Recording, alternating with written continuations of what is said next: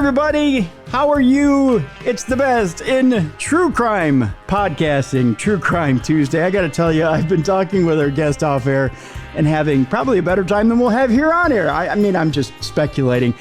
It is True Crime Tuesday. I'm Tim Dennis. We're going to go a different direction today, but it's my pleasure to do that. I'm sitting here talking with someone I've been wanting to talk with for a very long time. He has had quite a few accomplishments in his day, and I want to tell you a little bit about it. Tod Goldberg is our guest today. We're going to dive a little bit into crime fiction. He's a New York Times bestselling author of over a dozen books, including The Low Desert, which we'll be talking about today, Gangsterland, which is a finalist for the Hammett Prize, Gangster Nation, The House of Secrets, which he co-authored with one of my favorite authors. Not that Todd isn't, but Brad Meltzer is who I'm speaking about there. Living Dead Girl, a finalist for the Los Angeles Times Book Prize, and the popular Burn Notice series, which I'm sure you might have caught that on USA as well. Three-time finalist for the Scribe Award. His books have been published in a dozen languages and around the world, and twice named a finalist for the VN International Thriller of the Year Award. His short fiction has been collected in 3 volumes, Simplify, which won the Other Voices Book Prize and was a finalist for the SCBA Award. Other resort cities in his latest book, The Low Desert Gangster Stories, which we're going to talk about today, and has been widely anthologized, including in Best American Mystery and Suspense. His nonfiction has appeared in numerous publications, including the Los Angeles Times, USA Today, and the Wall Street Journal, among countless others, and has earned 5 Nevada Press Association Awards for excellence, while his essay, When They Let Him Bleed, was selected for Best American Essays. For his body of work, Tod was honored with the Silver Pen Award from the Nevada Writers Hall of Fame. In addition to his work on the page, Tod is also the co-host of the podcast Literary Disco, along with Julia Pistel and Ryder Strong, which has been named a top podcast by the Washington Post, The Guardian, Mashable, and even Good Housekeeping. Tod holds an MFA in Creative Writing and Literature from Bennington College and is a professor of creative writing at the University of California, Riverside, where he founded and directs the low residency MFA program in creative writing and writing for the performing arts. He lives in California with his wife, Wendy. Let's welcome to True Crime Tuesday, Tod Goldberg. Tod, I would ask, how are you doing? But we've been talking for quite a while off air. I think you're doing all right by now. Doing fine. And after hearing my own bio, I'm a lot more impressive than I thought I was. I have done a lot. I don't know when I sleep, when I eat, or defecate. It seems like I'm very, very busy. I got to think you have a station where you do all that. Just a little spot where I get all that done all at one time. Yeah, you just kind of, and then you write at the same spot. I'm going to need more hands, Tim. That's for sure. That's for sure. Man, you're a busy guy. This is the thing is I've got a lot of interests, and I've never been able to exactly just say, well, I'm just not going to do this thing I'm interested in. I'm going to do everything that I'm interested in. So, I love to write, obviously. I love to teach. And, I've been running this extraordinarily successful podcast for a decade. And it just seems like, you always have time for the things that you really want to do. And I've managed to do that by also being a fan of losing sports teams. So as soon as the playoffs start, I have a lot more free time in my life. Man, you and I, brother, we have something in common. Losing sports teams. Let's talk about that for a minute. You are wearing an Oakland A's hat. I am indeed. Our fans and listeners can't see this right now, but I'm a Minnesota Twins fan. So you and I, we have something in common. It's a one and done world that we live in. Yeah, well, I mean, this season, every morning I wake up, and if I haven't seen the low lights of the night before on ESPN, I open up the newspaper and I see, well, did someone get a hit? Okay, someone got a hit. It's not a total loss for the Oakland A's this year. But, the nice thing about being an A's fan is that you always have the hope, because they'll either win 100 games or lose 100 games. And so you can always feel like, well, next year they'll probably be pretty good.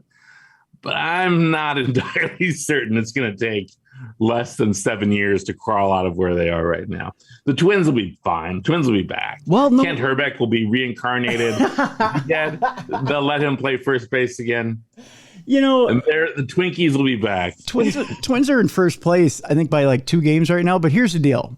And I know it's not baseball talk with Todd and Tim, but okay, so we got Correa in free agency. For some reason, God smiled on us this year. But then Correa just a couple days ago declared himself out in free agency next year. He pulled his option. So in other words, he said, I love Minnesota. You can go to hell. Right. Yeah. So that's going to result in the Twins losing 12 of 16 at some point really soon. Right. Yeah. So and we've got Mr. Glass, Byron Buxton, who for some reason he hits like 2 game-winning home runs, walk-off home runs in 2 days, and he's saying to us, he's teasing us right now. He's saying, you know what? I'm Superman until I accidentally slide into second and break an imaginary knee. Right. Well, see, this is the thing. Like you're well versed in the knowledge of coming tragedy.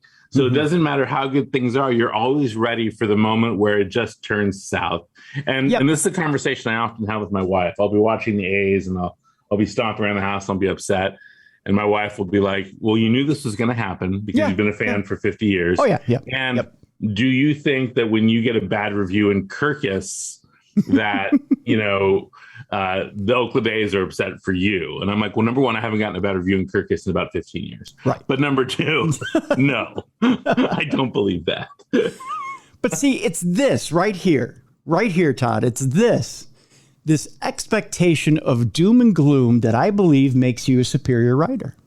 You might be correct. See, here's the thing. Like you have to always assume that that's not a cat, that's a saber-toothed tiger. Which is that's the essence of anxiety, right? Like that's not a cat, that's a saber-toothed tiger. Right.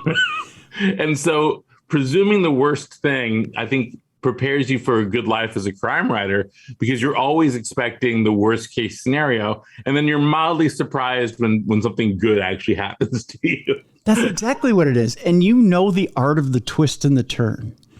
You know exactly. That is true. You know exactly how life ebbs and flows. And you know exactly how something could just come up and wham, hit you right in the head from behind and kill you. Yeah, that is correct. Yep. And, it's helpful in the regard of me sitting here at my desk and writing. It's not always so helpful when I'm at Trader Joe's and is still in my head, Yeah. Like I'll go shopping for some hummus and I'll be a hitman in my head, and I'll come around a corner and someone will grab the last of the turkey bolognese from the frozen section. Yeah. And I'm like, I'm going to dig your eyes out and pour that bolognese inside your empty skull. Well, that's not behavior that is rational inside of a Trader Joe's. And so I have to really scale that back. It is so brilliant, though, my friend. Oh, my gosh. Wow. See, that's what makes you an award winner right there. Yeah, that's it. That's what they look for in the awards. That's right. They go, bolognese in the skull. They're writing furiously and going, turkey bolognese in the eye sockets. Damn it. Damn it. It's Shakespearean. Oh, goodness. But I mean, I think you're right, though. I think all the crime writers that I know, and I know an awful lot, just in my family even, have a real sense of like being able to predict the worst way something could possibly go. Mm-hmm. And so like if I'm with my brother Lee, who is also a New York Times bestselling crime writer, and we're just driving somewhere and we get stuck in traffic, it'd be like, there's probably an overturned big rig. There's a fire. It's set fire to the mountain. We'll be here for 7 hours. Did you bring water? I'm like, Lee, I can see that it opens up like half a mile up. Well, okay. So he's got it down too.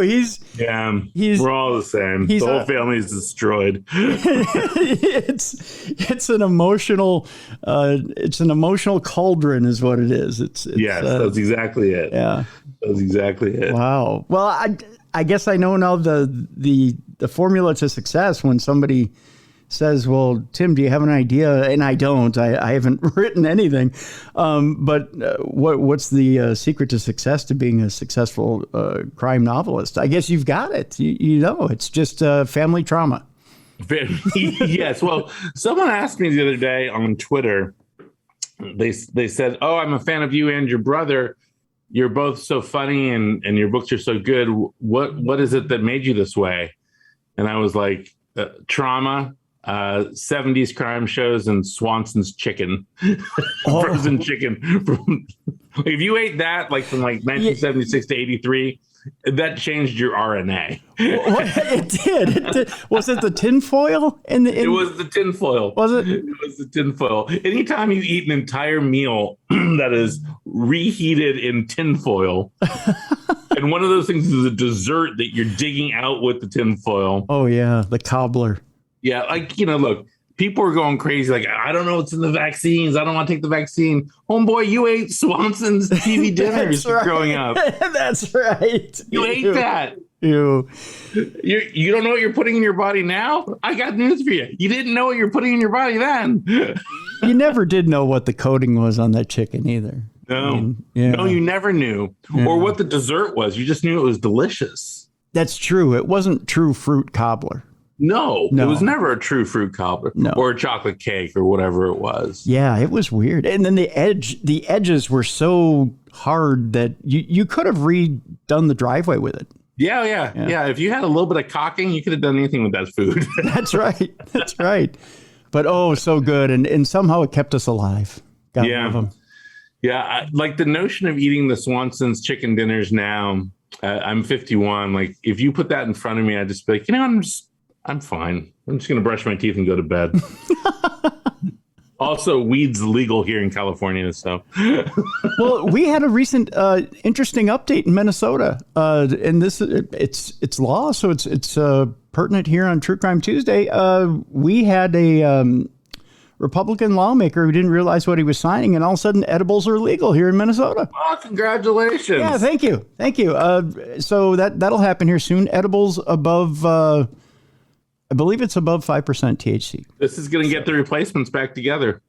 It is, yes. The replacements are coming back together thanks to that Republican lawmaker. Tommy will move back to Minnesota and the band is back together. That's right. I salute him. A lot of good Minnesota acts are now coming back to Minnesota thanks to that law. Yeah, I think Husker Du is going to be back in town and ready to go. Yep. God love him. Actually, Bob Mould lives in my town now. Yeah, he's no longer a Minnesotan. Yeah. No longer. Yeah, he lives here in Palm Springs. Yep. And I've not yet run into him, which is probably good for Bob, because if I see him, I will burst into tears. Oh, I'm sure he'll appreciate that. Yeah, well, I don't know. Do you want like some middle-aged dude running up to you in tears? Oh, warehouse, candy apple gray. I mean, I'm sure I wouldn't be the first person to do it, but nevertheless. These guys just like, I meant Ralph's, man. Get a hold of yourself. You'd just be the first one without a Minnesota accent. Normally it's like, oh, gosh, there, hey, Yeah, normally that's how it sounds. So he wouldn't be used to it without the accent, but yeah. Right. Well, I'll let you guys know. If I run into Bob here at home, I will get back on True Crime Tuesdays and let you know whether or not I assaulted him. Please do. Yeah. We'd like to know how he's doing. Yes, I will let you know. We're afraid you apprised. We're afraid that he's a court low on lutefisk, so we we want to make sure he's okay. I'll find out. Please do. Gosh, I suppose we should deal a little bit of business here. I have so much fun with you, Todd. You're such a cool guy. We were talking Motley Crue before the show and Vince Neil. That's a crime topic we could talk about too, but I suppose we shouldn't. Rock stars who kill? No, just the fact that they're back on tour. And the fact that they haven't. Have you followed that whole deal? The fact that the fake lead singer, what's his name again? Of Motley Crue? Yeah, the one that sub for him on the. You remember the album with the pigs on the cover? Oh yeah, they had that one album where the other guy came in. Yeah, was it like John Corabi or something like that? Yes, John Corabi. So they keep saying there's like a change.org petition out there to put him in instead of Vince Neil, and they keep doing interviews with him, and he's like, "I'd jump in a minute." I'm like, "Oh, sure you would. You don't have anything better to do." Yeah, you don't have any more shifts at Kinko's. That's right. So, but yeah, leave Vince Neil alone. Just let him jump around. Doesn't matter what kind of shape he's in. Let him sing. Look, every 60-year-old needs one last job so they can collect on their retirement. Let this be Vince's. Just let Vince Neil huff and puff and blow his songs out. His life's an open book for the whole world to read. That's right. Oh, gosh. So I want to talk a little bit about the Low Desert. Tod, sure. Let me tell you. Okay, so the reason I wanted to have you on the show is, my man, this book is impressive. Thank you. You want to talk about a study in characters and a study of people who are on that edge and people who have a decision to make, whether they're going to go one way or another. Mm-hmm. And without spoiling too much about the book, there's different chapters and different, and the way I'm stuttering here. The way the book breaks down, it breaks down into different stories. Can you explain to people a little bit about the Low Desert and how just that works out, and explain to people what I'm stuttering through and what I'm trying to explain? I can help you through all of this. Okay. So the Low Desert is a series of stories that can be read individually or collectively. It is a story collection that is interconnected, but you don't always know what the connections are until you get done with the story. There are sometimes you'll be reading a story and a character from another story will just sort of walk in the background of it. Mm-hmm. And then there's stories in the book where you're realizing, a secret from a previous story is being explicated in this story. So there's a lot of that going on. But that being said, you can just read it straight through and it would be fine. Yep. Or you could jump around and be fine. But it's better if you read it straight through. If you read it straight through, things get revealed. Mm-hmm. And then it's also part of a larger universe that comes from my series of novels called Gangsterland, which is about a Chicago hitman named Sal Cupertine who kills the wrong people and is forced to hide out in Las Vegas as a rabbi, though he is not Jewish and is not a rabbi.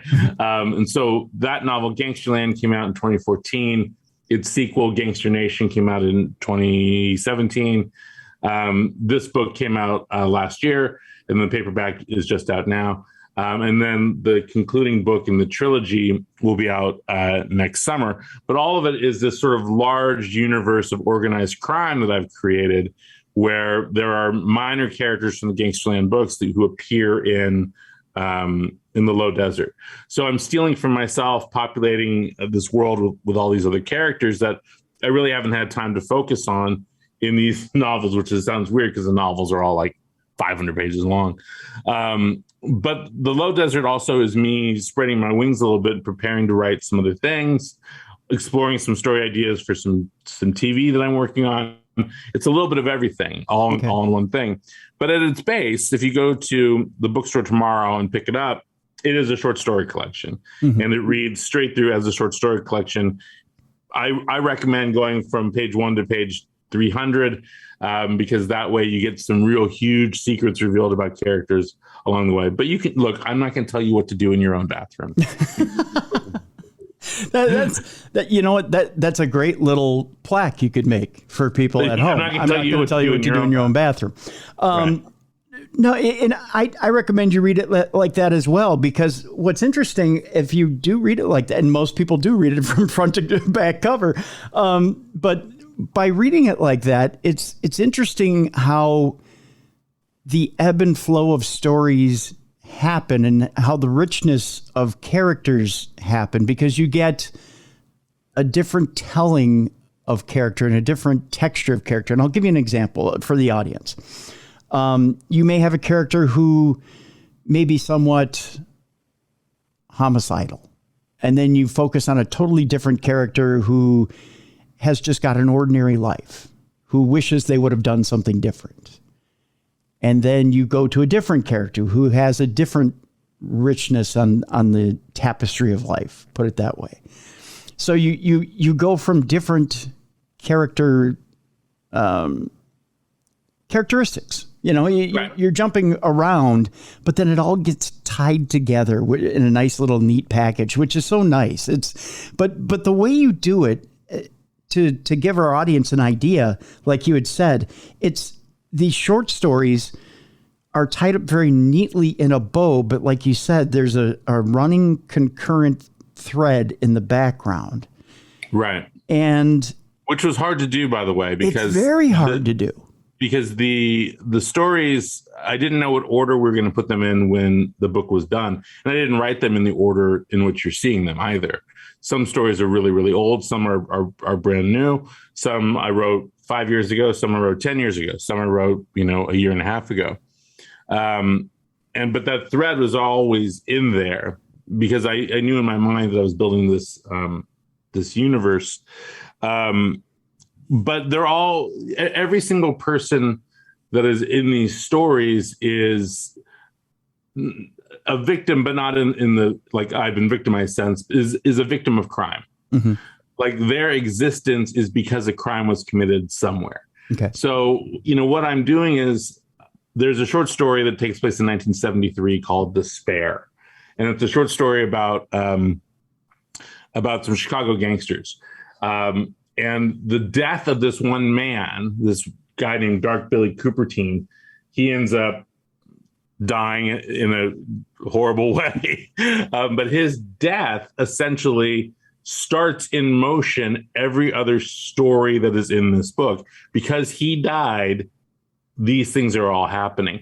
And you're not really aware of any of that until you get to the very end of the story. And then even when you see stories that take place in the past, there's some stories at the Salton Sea before this guy's death, you realize, this is part of a criminal organization operating in Chicago that's going to result in his demise.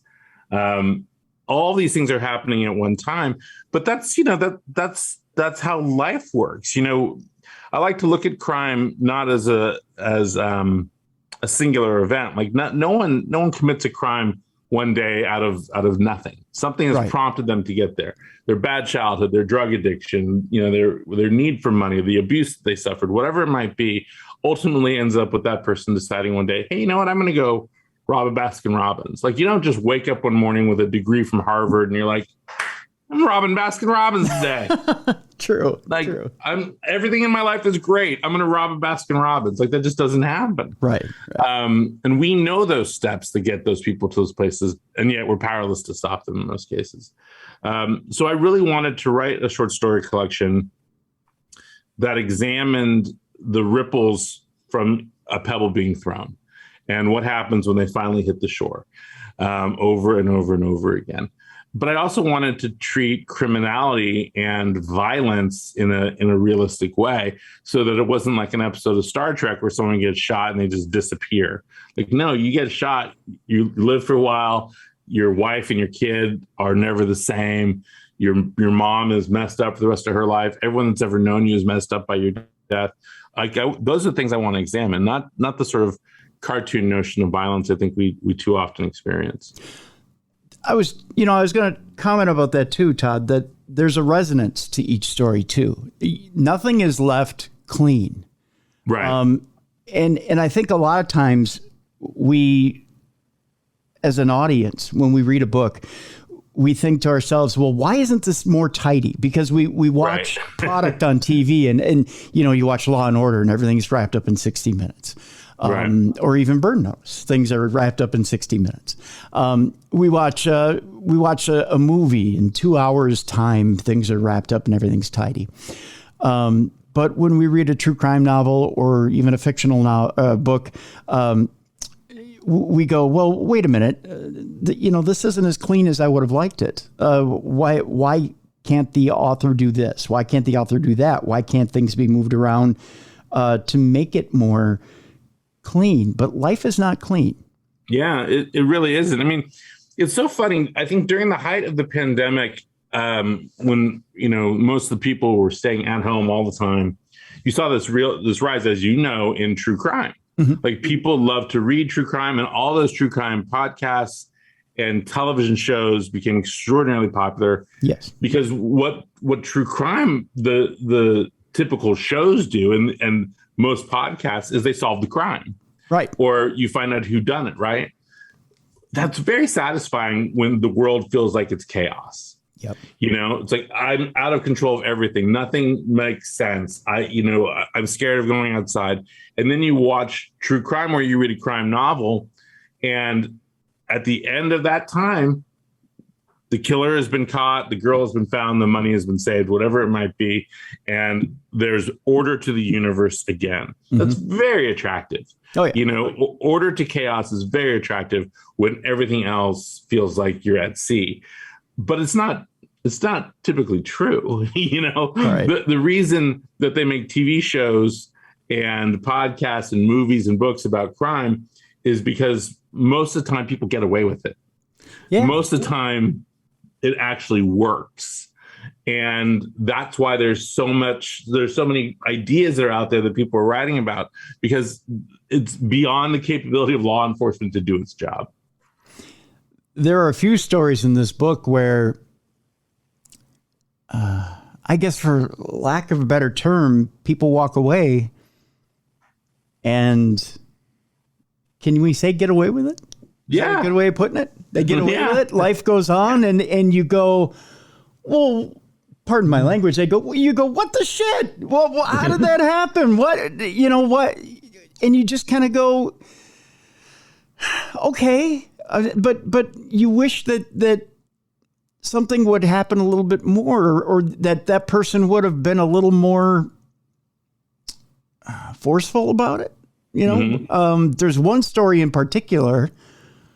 I don't want to blow anything in the book, but I'll just say that at the time I was reading it, it's early in the book. There's the security officer there's a story about the title story, Low Desert. Yeah. Where about the Salton Sea in the 1960s. Yes, in the 1960s, where they find the young boy in the ocean, and they find the clue where there's the concertina wire around his ankle. Right. That obviously he's been murdered, and the security officer had met the boy and a woman the night before, and it turns out that it's is it the CEO of the company? Essentially, it's the CEO's. It ends up being the CEO's mistress and child. Yes, but she introduces herself as his wife. Right. So he mistakenly makes a phone call, where he actually gets a hold of his real wife, but has to make a quick cover, and does successfully cover, and. But I won't give everything away. But sits down with the boss and says, rather than jeopardize his own job, says, well, wait a minute. He was in Korea. He had served in Korea. He had killed plenty of people. And like you put in the book, behind this character, it wasn't like he necessarily hated killing. In fact, he rather enjoyed it. Right. And he says to the boss says, well, I've been put in a bad position here. You don't understand. The people that you found me with, he goes up to this apartment to confront the boss and say, listen, I think I know who killed this kid, and I think you kind of have something to do with it. If I'm describing this accurately. Yeah, basically, yeah. And the boss says, well, it wasn't me, but it's these people who are surrounding me that you saw me with at my apartment. But I'm in a bad spot here. There's nothing that can be done. Just walk away. When he refuses to walk away, he says, listen, you're fired. You're done. I'll give you 6 months. Or at first it was 2 months severance and then 6 months severance. He says, no. I'm not done. I'm not fired. In fact, I can help get you out of this situation. The Liam Neeson, I have a special set of skills type deal. Right. But it's left out there. At that point, you almost go, wait a minute. How is it that he doesn't, and he kind of tells his own wife, take yourself, go to the neighbors, right. keep yourself safe. Well, he also says something else in that scene. So he confronts this guy. They're actually at a hotel, the Riviera Hotel, which is a real place, an old mob-owned hotel here in Palm Springs. And he confronts this guy and says, hey, look, I know that you have this problem and I can help you out of it. And the guy says, like, you don't know what these people are capable of. You don't know these people. And our main character, this guy, Morris Drew, says, I am those kinds of people. Yeah. And so you suddenly realize, like, oh, this guy who we thought was a good guy is not really a good guy. Right. He's just the best of a lot of horrible people all working together.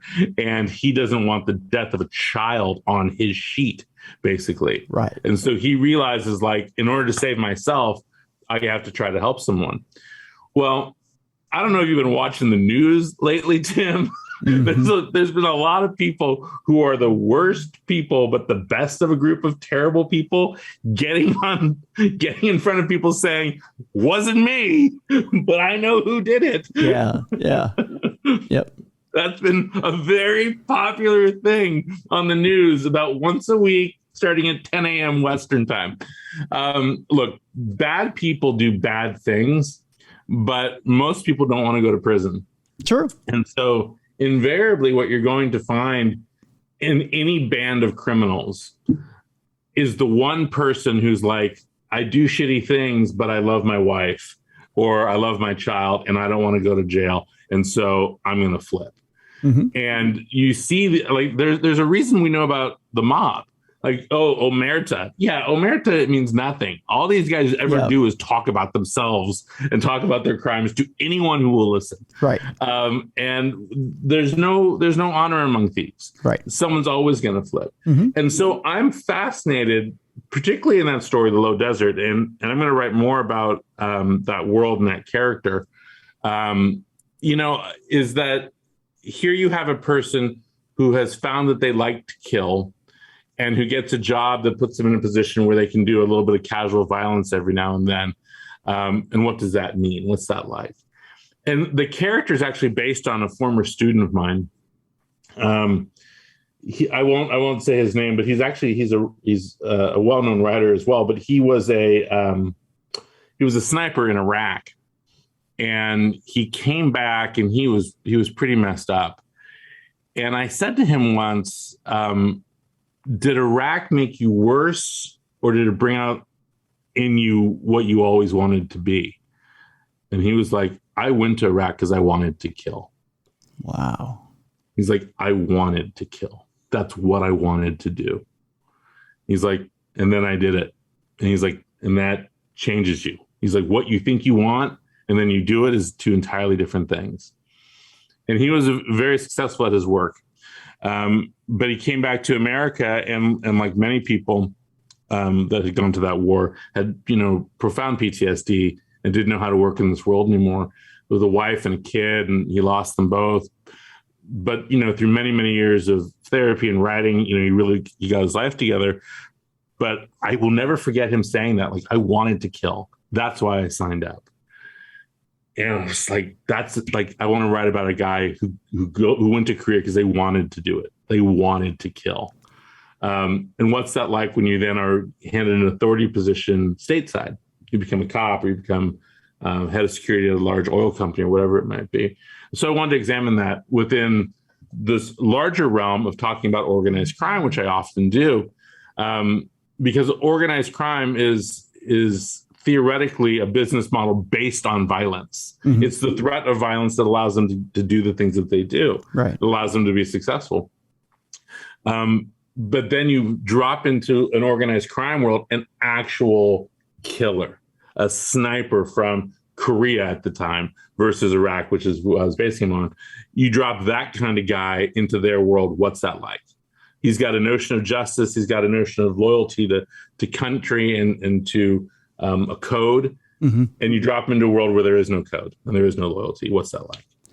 That mindset, just the idea that you start out wanting to kill and you get your heart's desire. Yeah. And like you had pointed out, you get it and it's something different, but yet you still got what you wanted. and you weren't turned off by it. Right. If anything, you were it's like turned that on great by line in Red Harvest by Dashiell Hammett, where he says the what's his name? The Continental Op says there's two things about killing: either it makes you sick or you get to liking it. Mm-hmm. That's just so fascinating. I mean, not fascinating in a wow, that's fascinating. I want to go down that road and just love it. It's fascinating in a car accident. I can't help but sit and watch it develop. Because I have to see every detail in almost in a study type way. I want to know because I need to know why that mindset develops, why someone would want to see a life snuffed out, not just once. To see a life snuffed out once is to say, I need to know what that's like. Yeah, what that's like. Yeah. To see it done over and over again is to say, what kind of thrill do you get out of seeing the most morbid experience? Yeah, exactly. And look, this is how we've trained our military subsequent to the Second World War. There's a great book called On Killing by I have it on my shelf somewhere. I think it's by Dave Grossman, and it talks about how we train the military from the first wars that we have records of to present day, and we essentially didn't teach desensitization until the Vietnam War, and then subsequent to Vietnam, we teach desensitization of our military so that they can go out there and they can kill as many people as possible and hopefully come back just fine. Well, look, it doesn't work. No, it doesn't. Spoiler, it doesn't work. Yeah. But if you're not a sociopath, and this guy that I was talking about is not a sociopath because he's aware of these things and he feels these things, then it's going to affect you in a really adverse way. You might have some sort of purient, like mental health issue where you say, "Oh, I want to kill," and then you do it, and you're like, "Well, that was terrible. God, this is horrible. I don't want to do it again." But now you're in the military, and you're like, "Well, I guess I'm attacking Fallujah. What am I going to do?" I will tell you a funny story about this guy, though. So he got back, and this was in the mid 2000s, and he ended up being a bagman for a semi-legal weed shop in the Bay Area. This was before marijuana was completely legalized in California, but in the Bay Area, it was sort of a wink, wink, nod, nod type business. But he was a bagman for this weed shop, and after work one night, he decided to stop and get a drink. But he had his bag with him with all the money in it, but he just went and got a drink and walked out. And some guy tried to mug him. Oh. And my friend beats the crap out of him. And was like, and if you saw my friend, when we're done, Tim, I'll show you a photo. Sure. Yeah. If you saw my friend, you'd be like, that's the last guy on earth you'd ever mug. Yeah. And so my friend says to the guy who tried to mug him, like, what made you think I was the guy? Like, You ever see someone like me, don't ever try to mug them. Like, what were you thinking? Yeah. The guy's just like, look, man, I just need $20. And so my friend takes out his wallet, hands him $20. It was like, never, ever try to mug someone who looks like me. You're crazy. See, that's a nice guy who's willing to teach you a lesson. That's a hell of a lesson to learn, though. Yeah, and when I show you this guy, you'll see what I'm talking about. Like literally, he walks in the room and the ions change. You're like, well, we're leaving now. We're gonna go. That's wow. That's that's an incredibly nice guy. But holy cow! I mean, to learn that lesson, you just. Yeah. I mean, you also have to be incredibly stupid to go up to a guy like that and mug them. Because if they're walking in with a bag of money, that's some balls, my friend. You just you just know that's not the guy to mess with. That's for sure. I couldn't get away with that in a novel, but people make dumb decisions when they commit crimes, and this is the thing that I write about a lot. Is like most people who commit crimes aren't evil; they're drug addicts. Yeah. That's the basic thing. Is most of the time they're drug addicts. Yeah. But if you commit a crime, it's not because it's like your choice was commit a crime, or be a nuclear scientist. It's like, no, like, those weren't the two poles. Right. Yeah. Nobel Peace Prize winner, commit a crime. It's the same thing. There's typically like commit a violent crime. Yeah. There's typically like, you're not the smartest guy. That's true. Let's take our break right here, Todd. When we come back, let's talk a little bit more about the low desert. And when we come back too, we'll get a little bit into some of Todd's earlier work, and we'll talk a little bit about Burn Notice and see a little bit about Burn Notice. And whether Todd talks at all about the TV show, maybe not. I don't know. We'll see. We'll do that when we come back. You're listening to the best in true crime podcasting. This is True Crime Tuesday. This podcast of Darkness Radio is sponsored by BetterHelp. Hey, everybody, it's Timmy. I got to tell you, everybody has a time in life where you get thrown a curveball. The month of July is one of those months where the entire month has thrown me a curveball traditionally in my life. July is not a good month for me. I got to tell you that. I lost a child in July. And in that time in July, I had no one to talk to.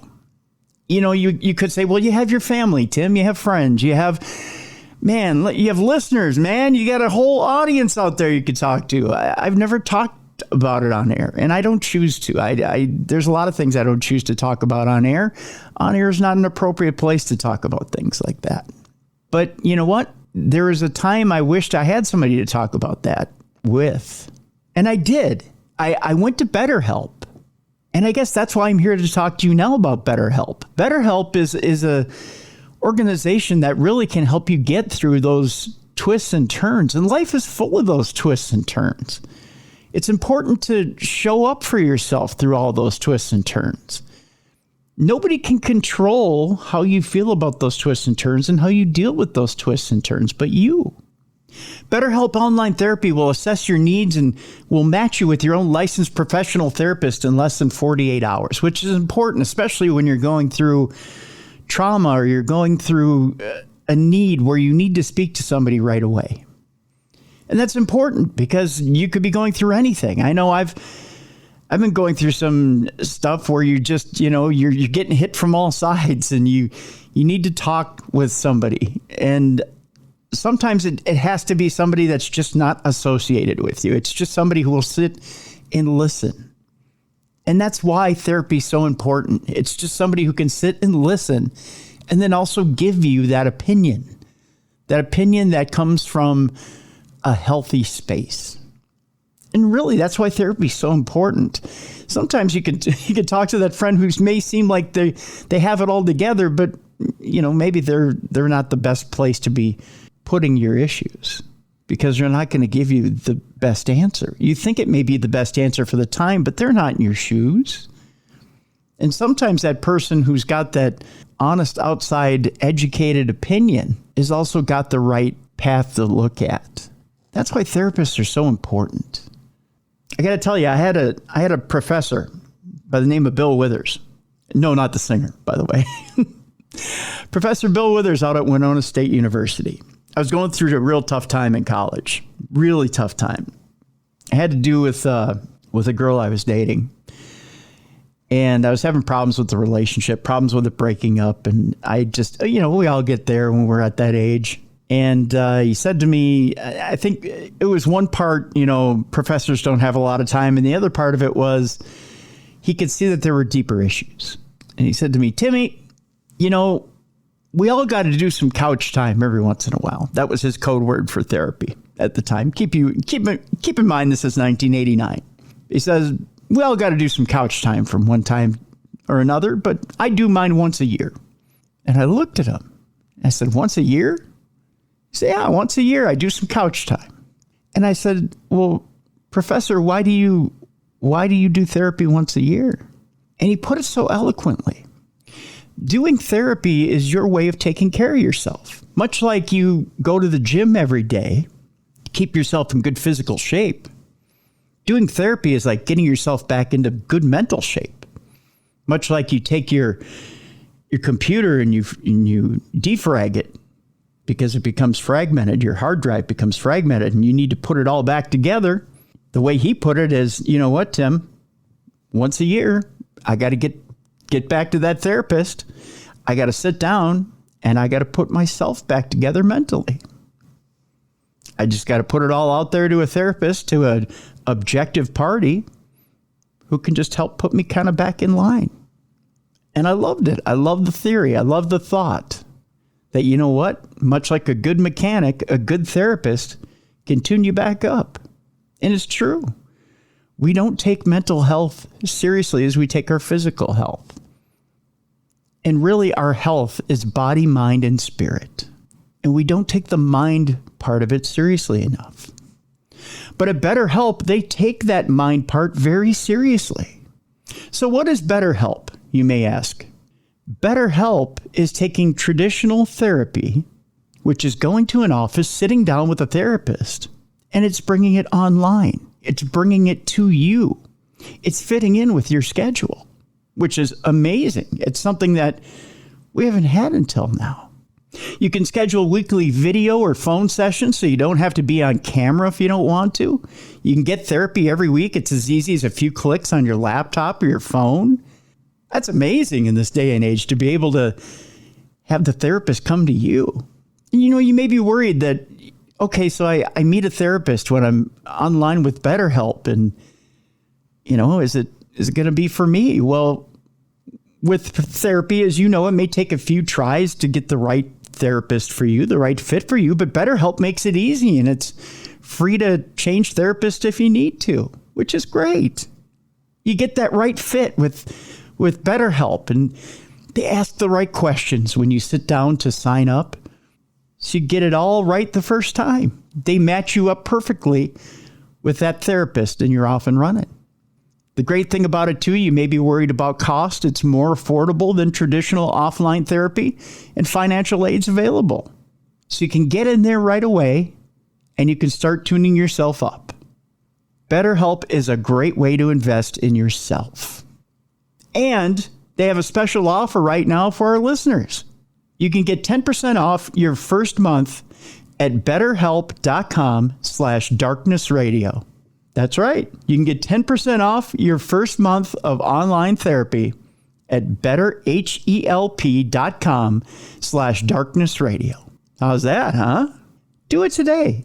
Get a head start on yourself. Maybe you have some trauma in there that you've been waiting for years start to get past. It could be as serious as you have a loved one who's got a chronic illness and you know that their time is coming and you're having a hard time dealing with it. It could be something like you just broke up with a girlfriend or a boyfriend, or you're going through a divorce and you're having a hard time dealing with that. Or it could be something as simple as you're having a hard time climbing the corporate ladder. You don't know how to achieve success. It's happened over and over and over again. How do you get past that? BetterHelp has a therapist ready for you right now. Do yourself a favor. Find a professional therapist that is ready for you securely online right now to begin that therapy and get yourself right. Take advantage of that special offer for our listeners. Get 10% off your first month at betterhelp.com/darknessradio.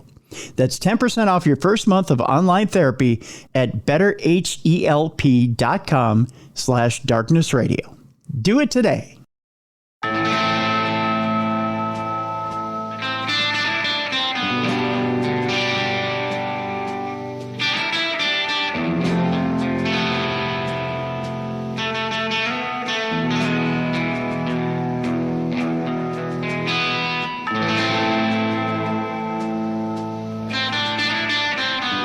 Welcome back to the best in true crime podcasting. This is True Crime Tuesday. I'm Tim Dennis. Our guest is Tod Goldberg. We're talking about the Low Desert. By the way, folks, we've got a link to the book in the description of this program. Tod, do you offer autographed copies of the book by chance? If someone wants an autographed copy, the best place to go is a bookstore called Mystery Inc. INK. They have a big warehouse filled with signed copies of my books. Okay, great. Do they also have like Gangsterland and other They do. copies? They do. Mystery Inc. is this great little bookseller in Los Angeles, and they do all my events. So they always have a big stack of signed books that you can go and get from them. So they'll have Gangsterland, Gangster Nation, The Low Desert. They probably have some of the old stuff too signed. Those are more money. No, that's not true. Those are like $500-600, but you can still get them. I will say though, years ago when my mom was still alive, it's been harder for her to do these things since she died. This is when my second novel, Living Dead Girl, came out. Mm-hmm. It was a long time ago. This was 20 some odd years ago. She showed up at my house with a stack of copies of Living Dead Girl, and she was like, "Will you sign these?" And I said, "Oh yeah, sure." I was like, "Are these for friends of yours or something?" And she's like, "No, I sell them on eBay." And I was like, what? She's like, "Oh yeah, people get like $10 more, so I'm selling them on eBay." And I was like, "Mom, why are you selling my signed books on eBay?" She's like, "Well, I can make money doing that. Why wouldn't I?" I'm like, and I didn't completely have a good reason why, other than it was like gross and skeezy, like that I'm signing, like, why don't I get the money? Like, part of me was like, well, why don't I get paid? Right. And she's like, well, you do get paid because you're selling the books. And I'm like, but you're making 10. Oh God. Like, my mom was a crazy person. So this is the least crazy thing she ever did.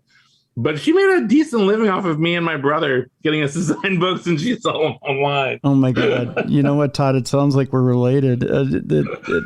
I think your mom and my mom are sisters. If my mom could find a way to make money off my stuff, she would. Oh, yeah. Well, so my mom was, when I say she was crazy, I should, what I really mean was she was untreated bipolar her entire life. And she had a variety of illnesses. So she died, over 10 years ago from cancer. Mm-hmm. But she had a variety of mental illnesses over the years. But she was a writer and a journalist, and she wrote books about divorce because she'd done that a lot. But when she died and we were cleaning out her apartment, we found things like she had sent out scripts that she said she had co-written with my brother to agents, and short stories and book proposals that she said she'd co-written with me to agents and to editors and stuff. It just wasn't true. Wow. And thank God no one ever bought one of them. And because that would have been an awkward conversation. Yeah, it would have. So she had some mental health issues for sure, but then also I think she did some of it intentionally. I think even if she was completely well, she would have done these things. Well, now let me ask you: if one of them would have sold, do you think you would have been forced to take it up and do a redraft of it and have to add your own stuff to it? This is the sort of catch-22 conversation my brother and I have on, like, when we do events together and there's a long drive, like, what would we have done if Mom had sold the script? And my brother's like, well, it would have meant it was good. So now we got to work on it. Yeah. I don't know. That's the thing. It's your mom. You can't leave her out to hang, dude. You got to, It's a question that I am thankful I've not had to answer in real time. Yeah. I don't know. Also, a note for our listeners, on Amazon right now, or actually on Audible, if you've not had Audible or not tried Audible, if you do the Audible trial, you can get the Low Desert right now for free. Oh, yeah, that's a good deal. Yeah, so I don't mean to undercut your profit at all. I don't think it does. I think when they give it away for free, I still get paid. There you go. So if you've not done Audible at all, if you want to do their free trial, you can get the Low Desert right now, the Low Desert Gangster Stories. Look up Tod with 1D, Tod Goldberg, and do that Audible trial right now. You can check it out. The narrator on the Low Desert is Johnny Heller, I believe, right? Yeah, he narrates all my books. He's great. I love him. Yeah, so he's got the perfect voice to do gangster fiction. Yeah, great narrator. So check that out if you haven't done the Audible trial. That's a treat in itself, right there. Yeah, it is. Yeah. So let me ask you a little bit about your back catalog and Burn Notice. Sure. And I don't know if you're going to cringe here or not. Were you a fan of the USA series? Did you? Well, yeah, because the show came first. Okay. So I wrote the books after the first season. So the show is not based on the books. The books are based on the show. Okay. So yeah, the creator of the show, Matt Nix, is an old friend of mine. We knew each other when we were kids. And then when we were in college, we met again because he was roommates with my oldest and dearest friend that I'd grown up with in Northern California, Todd Harris. And so Matt and I sort of followed each other's careers for years and years. And when Burn Notice came on, I was thrilled because I knew how long he had been waiting to get a show on TV, which is silly because we were both at the time like 30, 32 or something like that. So, when you're in your 30s, you think you've seen it all. And so the first season ran, and in the middle of it, he contacted me and he's like, hey, Penguin, which is the book publisher, wants to turn my TV show into a series of novels. Would you be interested in being the guy who writes them? And I'd never done that kind of work before in my life, but my brother had. My brother Lee, who had been a writer, producer on the TV show Monk, turned Monk, the television show, into books. Okay. And so I was like, well, let me talk to my brother and see, if he thinks this is something I can do. The thing was, at the time, Tim, is also I was sort of in a weird place with my career. I had already published at that point, I think 5 books. This is 2006 or 7. But I wasn't really a crime writer. I was writing more literary fiction. I had published 2 novels and 2 story collections, I think, at that point, something like that. And they'd done well. But I had come to the point where I was like, I'm not Jonathan Franzen, I'm not ever going to be like a top tier literary fiction writer. This is just not who I am. But I think I could be a top tier crime writer. I feel like I could do that. And everything I'd ever written always had a guy with a gun in it. Anyway, I don't know why I was avoiding it. And I was always a huge fan of crime fiction. And so when Matt came to me and when Penguin came to me and offered me the chance to write Burn Notice, I was like, oh, wow, like I can change my career right now by writing Burn Notice. I can suddenly have a fandom behind me as I change my career. And so I agreed to write 3 of them. And then I enjoyed it so much, I agreed to write 2 more. And then they offered to let me write it forever. Wow. I could have just kept writing Burn Notice. I could still be writing Burn Notice. And it's a fun character to write, but he's not mine. I don't own him. I don't own Michael Weston. Yeah. And I didn't want to do that. I felt like I had told 5 pretty good stories in the books that I had written, and I enjoyed writing Michael Weston. And the book sold tremendously well, and I got a nice, huge fan base, which was great. But I was ready to do something else. Because, when you write a franchise character like Michael Weston, he can't ever lose a finger, Yeah, that's true. Like he can't be irreparably damaged. He's always got to come back pretty much at the same speed in the next thing, unless you're rebooting like Bond or something like that. Right. And so I felt like, there's only so many stories I could tell within the Burn Notice universe. But the weird thing is like, I hear his voice in my head all the time, so I can turn anything into a bomb. Like I'm looking right now, listeners, I'm looking in Tim's office, and he's got some wrestling belts behind him, and he looks like he's got some Clerks memorabilia, and he's got a lunchbox. And so in my Burn Notice head, I'm like, if you wanted to make a bomb using nothing but memorabilia, the first thing you need to do is start a fire. The gas from the melting plastic will knock your assailants out. Capture that gas. It's like, I know how to turn all that crap. That is so perfect. First person narration is Michael Weston. Yeah. And how to use like everyday items to make a bomb. Yeah. And I can't turn it off. Like every room that I look into, I'm like, when you're in a locked room and all you have is a halogen light, know that you have a potent weapon. It's like, because a halogen light is a potent weapon. So Michael Weston ordering at an Italian restaurant. Yeah. So that's always in my head. Like I can always hear him.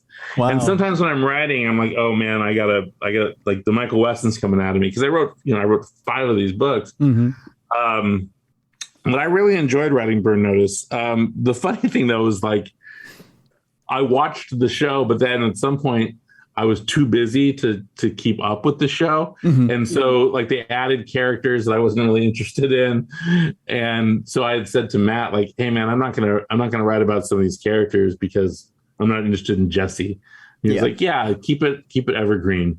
So that way it's always just the core characters that we knew episode 1, the mom, the brother, the various side characters.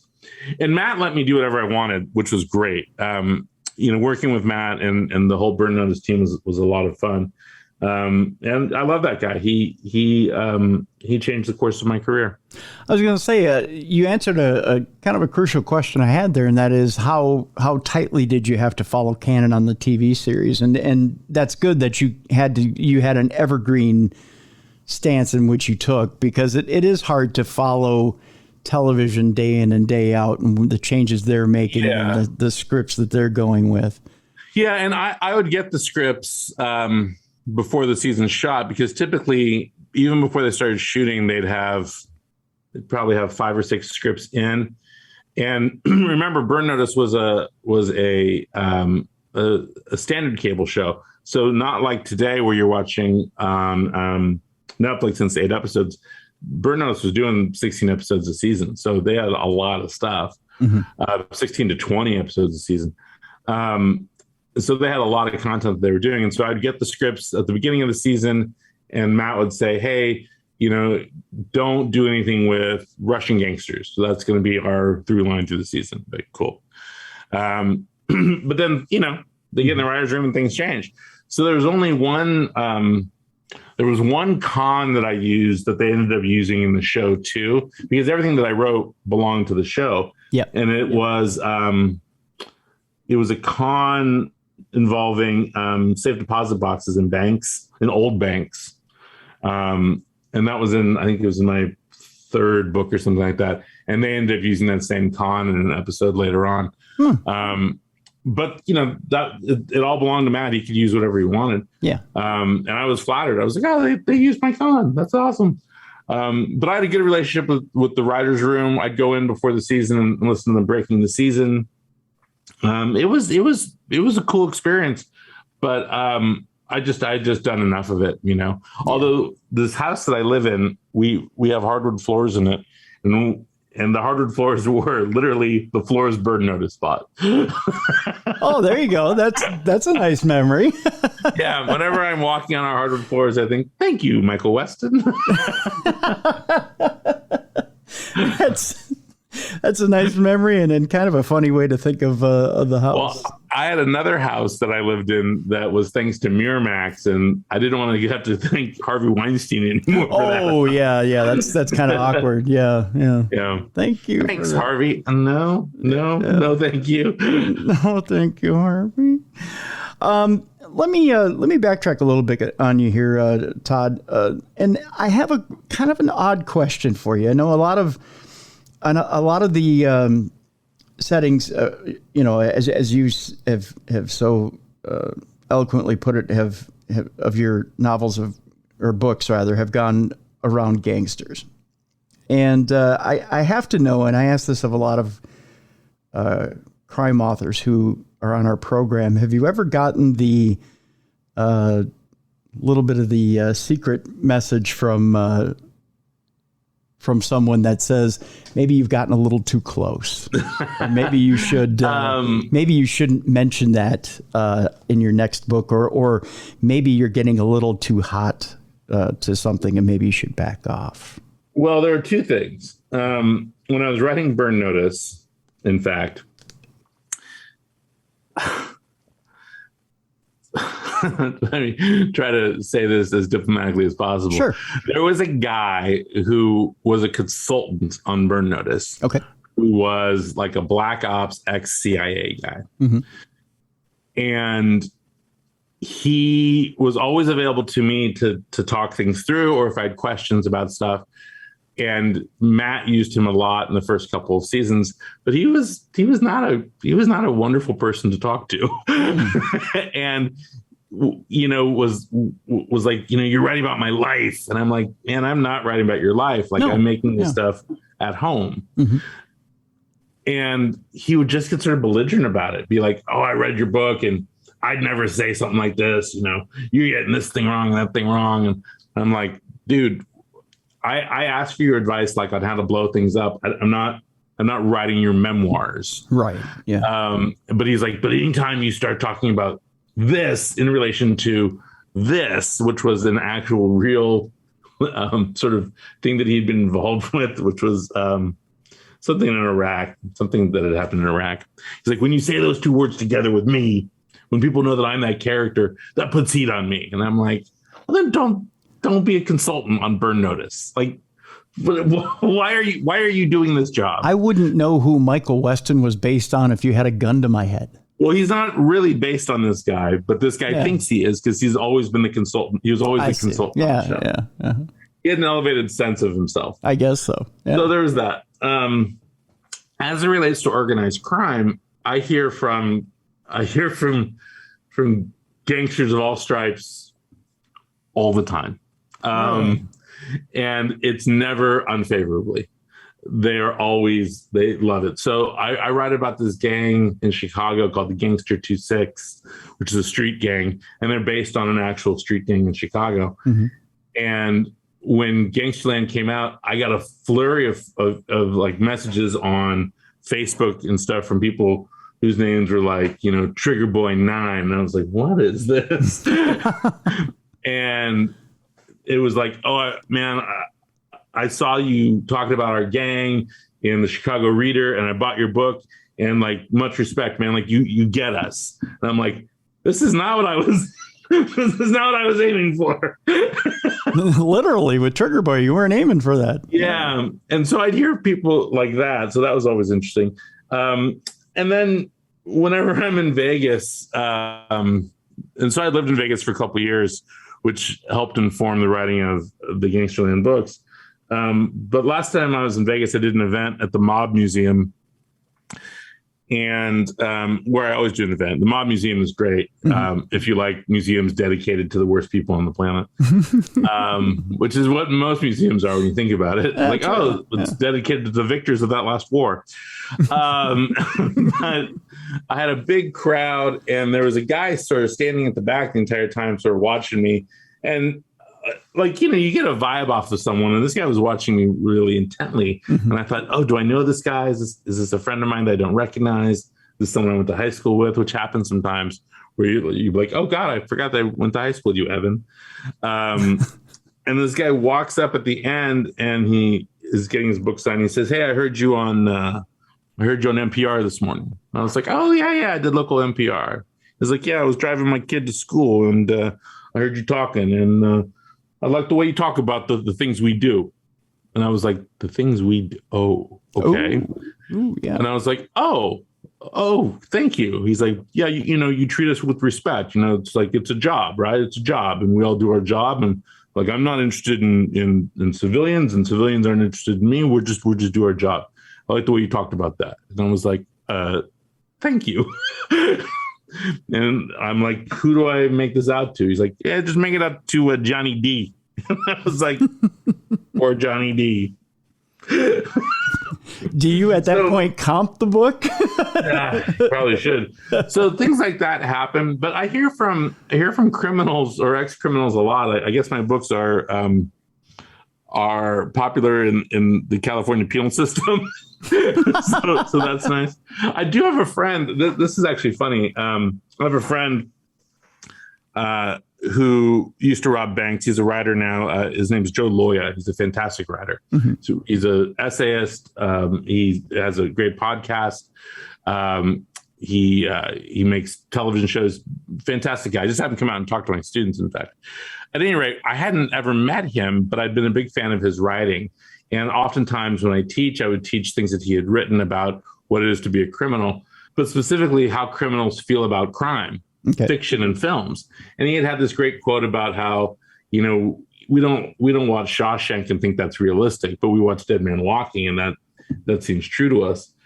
And I was like, oh, these are really interesting quotes. And so I'd used him over and over again, and he had heard about it. And so one day he sent me an email that said, I heard you were talking about me, like it's a subject line. And I was like, okay, all right. Just to be clear, wasn't talking about you. Right, yeah. And it's a very complimentary email where he's like, hey, man, I'm a big fan of yours. Been reading your stuff for years. So I was like, oh, God, thank God. And so I was going to be up in the Bay Area. And he's like, hey, man, let's finally meet. So I was like, yeah, absolutely. Let's meet. So I'm at a Starbucks in Walnut Creek, which is a tree-dappled Pottery Barn city in Northern California. And he rolls up and he gets out of his car, and he's a big dude. He's over 6'2". He's probably 3 bills. He's a big man. Yeah. And he walks in at Starbucks, and he doesn't look like anyone in that Starbucks. And it, like, the ions again change. People are like looking at themselves like, who the fuck is this guy? And then he sits down, and he's just the nicest guy. And, he's big and he's gregarious. But anyway, we're having this long conversation. We're probably sitting there for 2.5 hours just talking about everything. And I finally said to him, like, man, why are you a fan of what I write? Like, you were out there doing this stuff. I'm just making this stuff up. He's like, no. He's like, you and me, we think the same. I was like, I do not think the same way as you. He's like, no. He's like, there's a difference between you and me. I was like, what's the difference? And I'll use the kinder word. He's like, the difference between you and me is that you're a wimp. Wow. And I'm like, I am a wimp. He's like, see, I'm not. So when I have these thoughts, I act on them. He's like, sometimes you're in an elevator and you imagine smashing someone's face into the wall. When I was a young guy, I'd have that thought, I'd just do it. And I was like, whoa, that is the difference between the two of us. Whoa. He's like, but you understand the psychology. Like, you and I, we think a lot of the same thoughts. And I was like, man, that is a really fascinating thing to hear. So I think that's part of why I've been successful as a crime novelist, is that it's not just that I'm writing about good guys and bad guys. I'm writing about people who have compulsions and obsessions that make them do the worst thing possible. And I think all of us are capable of doing the worst thing possible at any given time. That's very true. And you're absolutely right. If you can get inside the mind of your subject and you can turn around, you can put it on the page, you can release it, and the people who are in that mindset go, you know what? You nailed it. How did you know? Right. And they're in that audience, and you're saying, you know what? You're authentic. Right. And I don't know if that's from research or having a bad mind or from having empathy. Like I have a lot of empathy for people. Mm-hmm. Probably too much empathy for people. But I always want to understand the things people do and why. So, but this is true. Like, you don't have to be a criminal for me to be interested in the things you do. Right. Like, if you come into my house to fix my sink, bro, you got a day, because I'm going to be interviewing you. Yeah. Like, how did you get into fixing sinks? Yeah. Can you fix toilets also? What's the hardest toilet you've ever had to fix? And people love to talk about themselves. People will reveal a lot about themselves if you just ask them a simple question, because they ache to tell the story of their lives. Sure. And you know what? The other part of it too, and I think people don't give other people enough time to talk about themselves, because there are interesting things in everybody's story. Yeah, absolutely. Absolutely. It's just that we don't give each other enough time to tell each other our stories. You know? Not everyone gets interviewed by Tim Dennis. I don't think everybody wants to be interviewed by Tim Dennis. This is the thing, Tim. You got to start a show where you just interview people that you meet on the street. Today on True Life Tuesday, I meet Bill. There you go. And Bill talks to me about why he wants to know why Tommy Kramer has a Green Bay Packers urinal in his house. That's I meet the guy who services the soft drink machine at Arby's. I'm Jeff. I work on the soft serve machine. That's right. Why can you never get an ice cream cone at McDonald's? We talked to Bill at McDonald's. Why are they always out? That's right. But he'll tell us why. We'll crack that mystery today on True Life Tuesday. That's what we're changing the show to now, is True Life Tuesday. It's all Tod Goldberg's fault. I like it. Yeah. I get a cut. You get a cut. That's right. You're 50% off the top, my friend. That's for sure. That's for sure. Now people are going to go, I hate the idea. What are you doing to this effing show? Today we meet an accountant named Sue. That's right. Sue tells you why she can tell when you're skimming off the top. Today on True Life Tuesday. Let me tell you about my favorite 10 key. I bought it when I was 13. Okay. I would sit there and hit those buttons forever and forever. The clack, clack, clack just put me into a coma. I don't see how you don't make $1 million off this idea, Tim. I do. I completely do see how I don't make $1 million off of it. I could develop the Dan Rather voice today. Today, Tod Goldberg on True Life Tuesday. You're the Charles Peralta podcast. That's right. We go into middle America where we discover why an automatic milking machine is a terrible idea.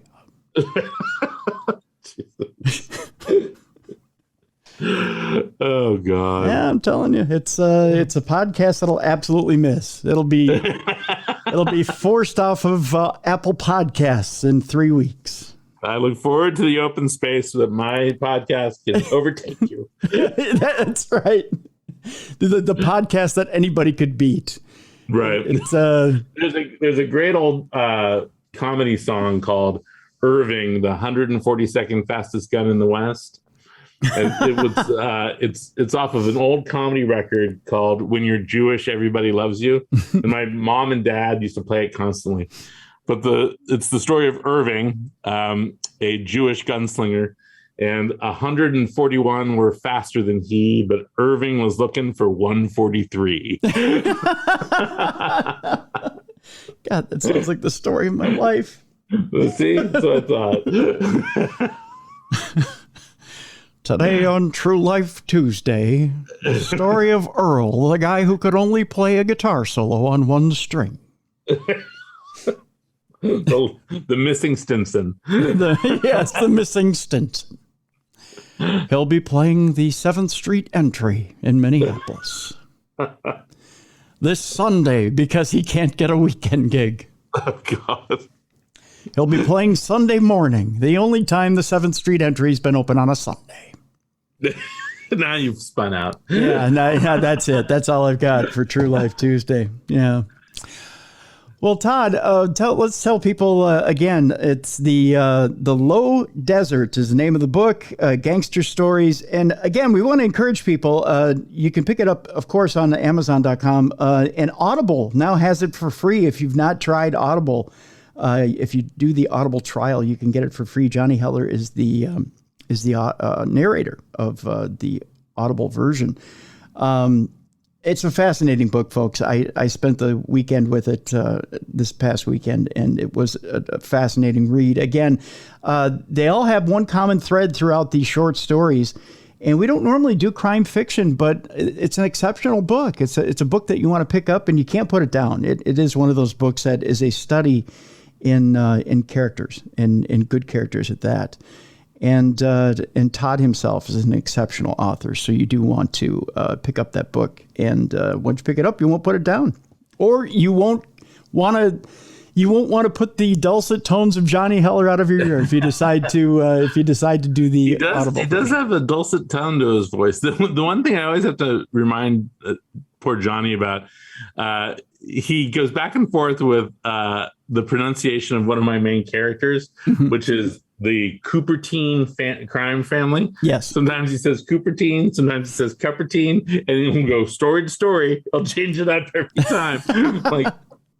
like you've read like 4 books of mine. It's Cupertine.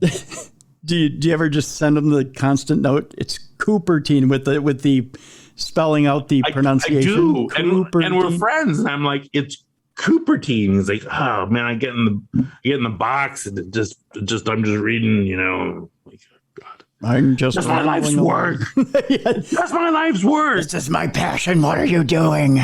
He is a great reader. So whenever I do a new book, one of the things is, the audio versions will come up with different audio publishers, and I say the same thing every time. I don't care what audio publisher it is. I want Johnny Heller. Like, I like having that one guy be the voice of my books. Yep. For Midwestern gangsters. Yep. You know what? Just tell him this. It's as simple as this, Tod. Go, hey, listen, I'm going to start calling you Johnny Healer, all right? It's Cupertine. You might start calling me Tod Goldberg. Yeah. In French. That's right. I'm not French. It's not Goldberg. It's Cooper. I'd probably get less hate mail if people thought I was French. Oh, come on now. I'm telling you, you're an exceptional author, my friend. And this book is I'm telling you, very, very good. It's more than very, very good. It's exceptional. I had a very good time reading this book, and I'm not just blowing smoke at you here, my friend. Thank you. This is a good book. So I encourage people to go out and get this book, The Low Desert Gangster Stories. Tod, I had such a good time talking to you, man. It was lovely talking to you too. I'm free every Tuesday if you want to show back up. Absolutely, I would love to have you back on. Let's start this True every Life Tuesday. I'm just going to be here. Yeah, I'm just going to do it. Good. It's now True Crime Tuesdays with Tod and Tim. It's not, and then it'll just be True Crime Tuesdays with Tod, and then it's just Tuesdays with Tod. It's Tuesdays with Tod, yeah, and then True Life Tuesdays with Tod. He's going to interview the plumber next week. Soon people will be like, "Wasn't there another guy?" No. Yeah. No. I don't know. If never was. No, it's just Tod. It's just True Life Tuesday with Tod, and that's how it's always been. This week it's the janitor at the elementary school, and he'll talk to you about how he gets gum off the desks. So that's what it is this week. Good luck to you guys. You're gonna love it. Oh, God. Well, thanks, Tim. I had a great time. Thanks for having me. Thank you, Tod. It's time now, folks. We can't lighten it up any more than we've lightened it up. I think this has been a pretty light podcast, but we're going to get even sillier now. It's time now to bring in Beer City Bruiser. It's time now for Dumb Crimes and Stupid Criminals. It's Crayon News story time.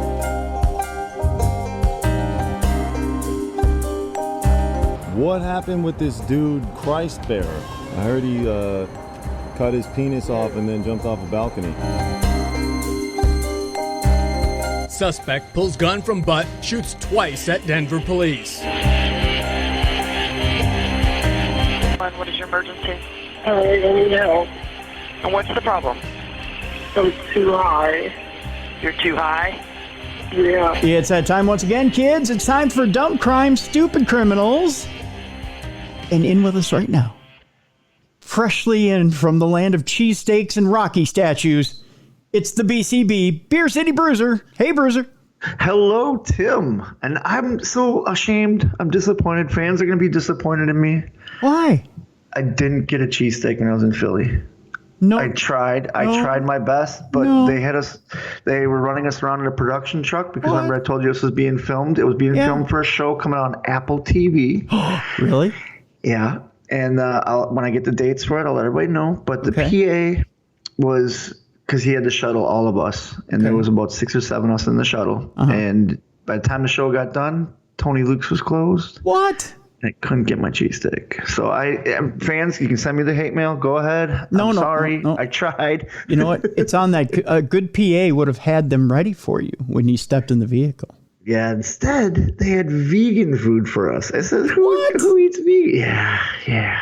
They even have a vegan restaurant in Philadelphia? I had no idea where it came from, but I was just like... Do you think... I tried to get it. Okay, so closed circuit to everybody who's listening right now, to our listeners. We're recording on the 4th of July. We're waving our flags. We're eating our hot dogs. Our forefathers didn't even know what vegan food was. No, they didn't. Where was there a vegan restaurant in Philly? With no idea. I asked the same thing, but you know what? I kind of liked it. I liked the vegan cupcakes were good. The vegan brownies were good. So I made do. I like yogurt now. Let me.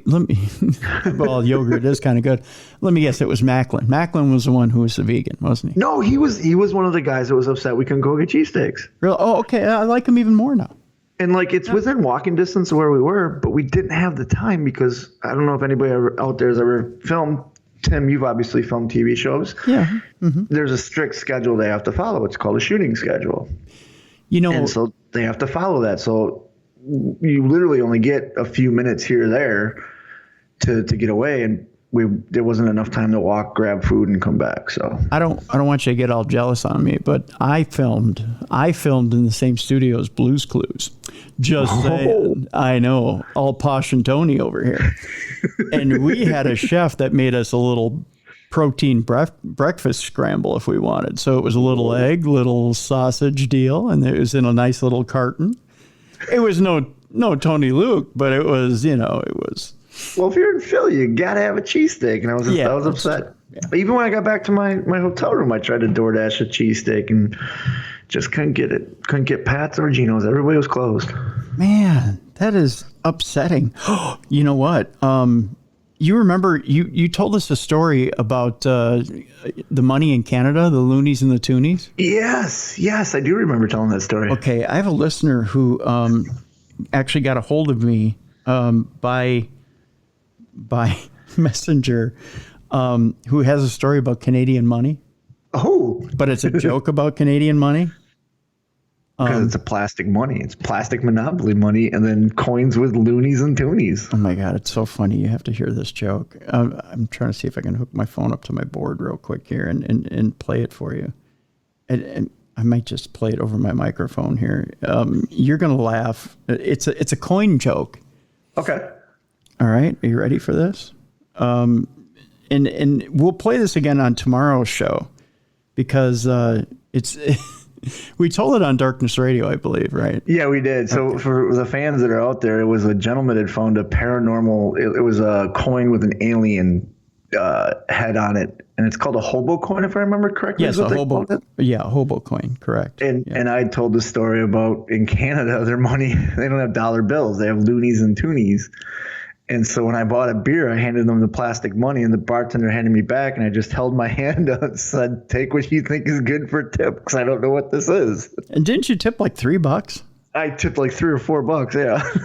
I mean, that's pretty impressive. I mean, $3 or $4. I mean, I tip. I always tip whenever I get a drink, because you always tip your bartenders. But when you're in a foreign country, you just don't know. And Canada is pretty foreign. I get a lot of crap from Canadians for saying stuff like that. Okay, so you ready for this? I think I've got this hooked up now. So you ready? Here's the joke. Okay, so you got to imagine a coin with the queen on one side and the other part on the other. Okay, ready? Here we go. Also, Tim, I have a joke for you. How do you make the queen orgasm?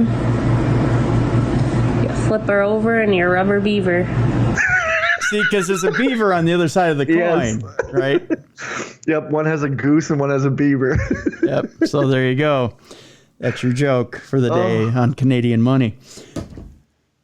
Okay, see, we're addressing all kinds of things without actually getting to dumb crime, stupid criminals. Actually, before we get to dumb crime, stupid criminals, I want to address a couple of stories that are in the news.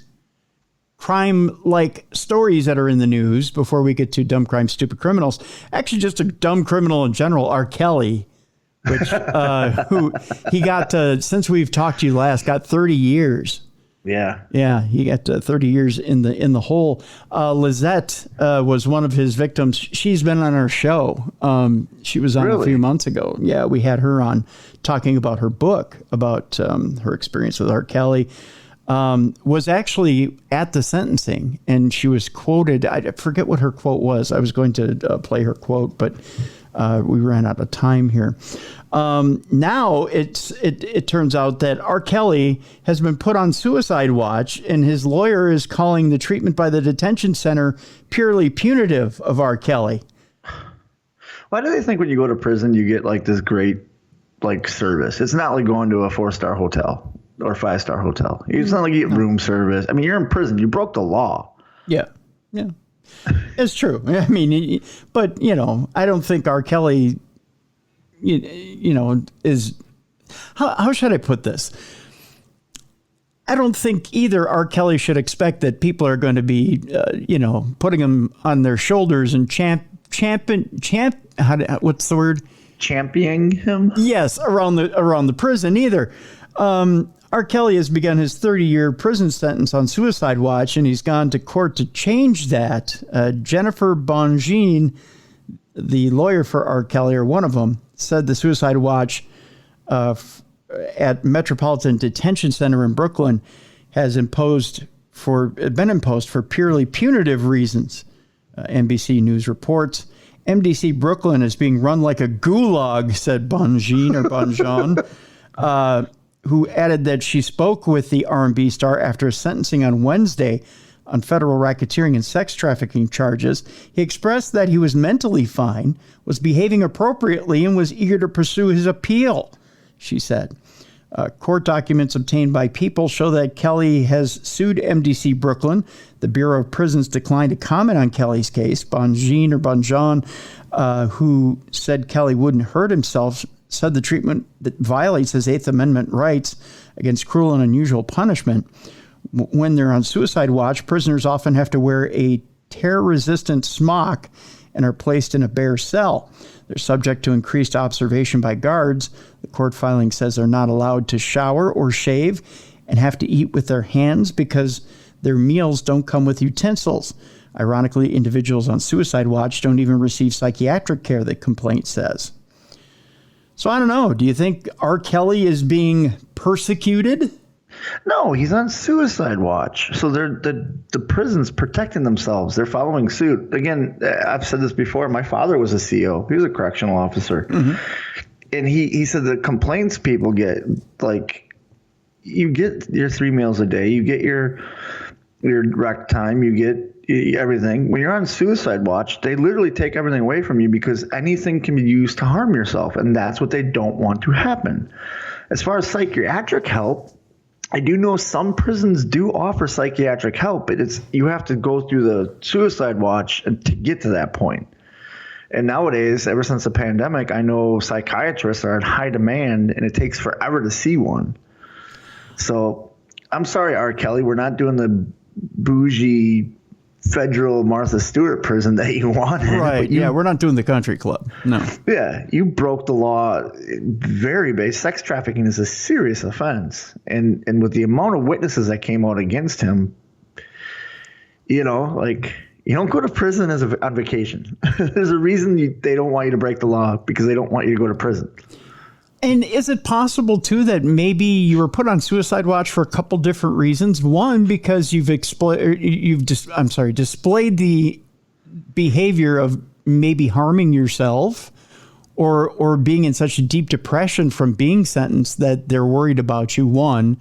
Or two, maybe since you've been sentenced, there's an immediate threat or danger that's being presented on your behalf or to your person by other people around you in your cell block. So rather than putting you in the hole, which is more of a punitive damage, they've decided to put you on suicide watch, which is a little more humane. Exactly. When you're in the hole, that's 24 hours of in your cell. You do not leave your cell when you're in the hole. Suicide watch, at least you have sunlight. Guards check on you they have an hourly checklist, I think it is, or every half hour. I have to ask my dad, but it's one of the two. Mm-hmm.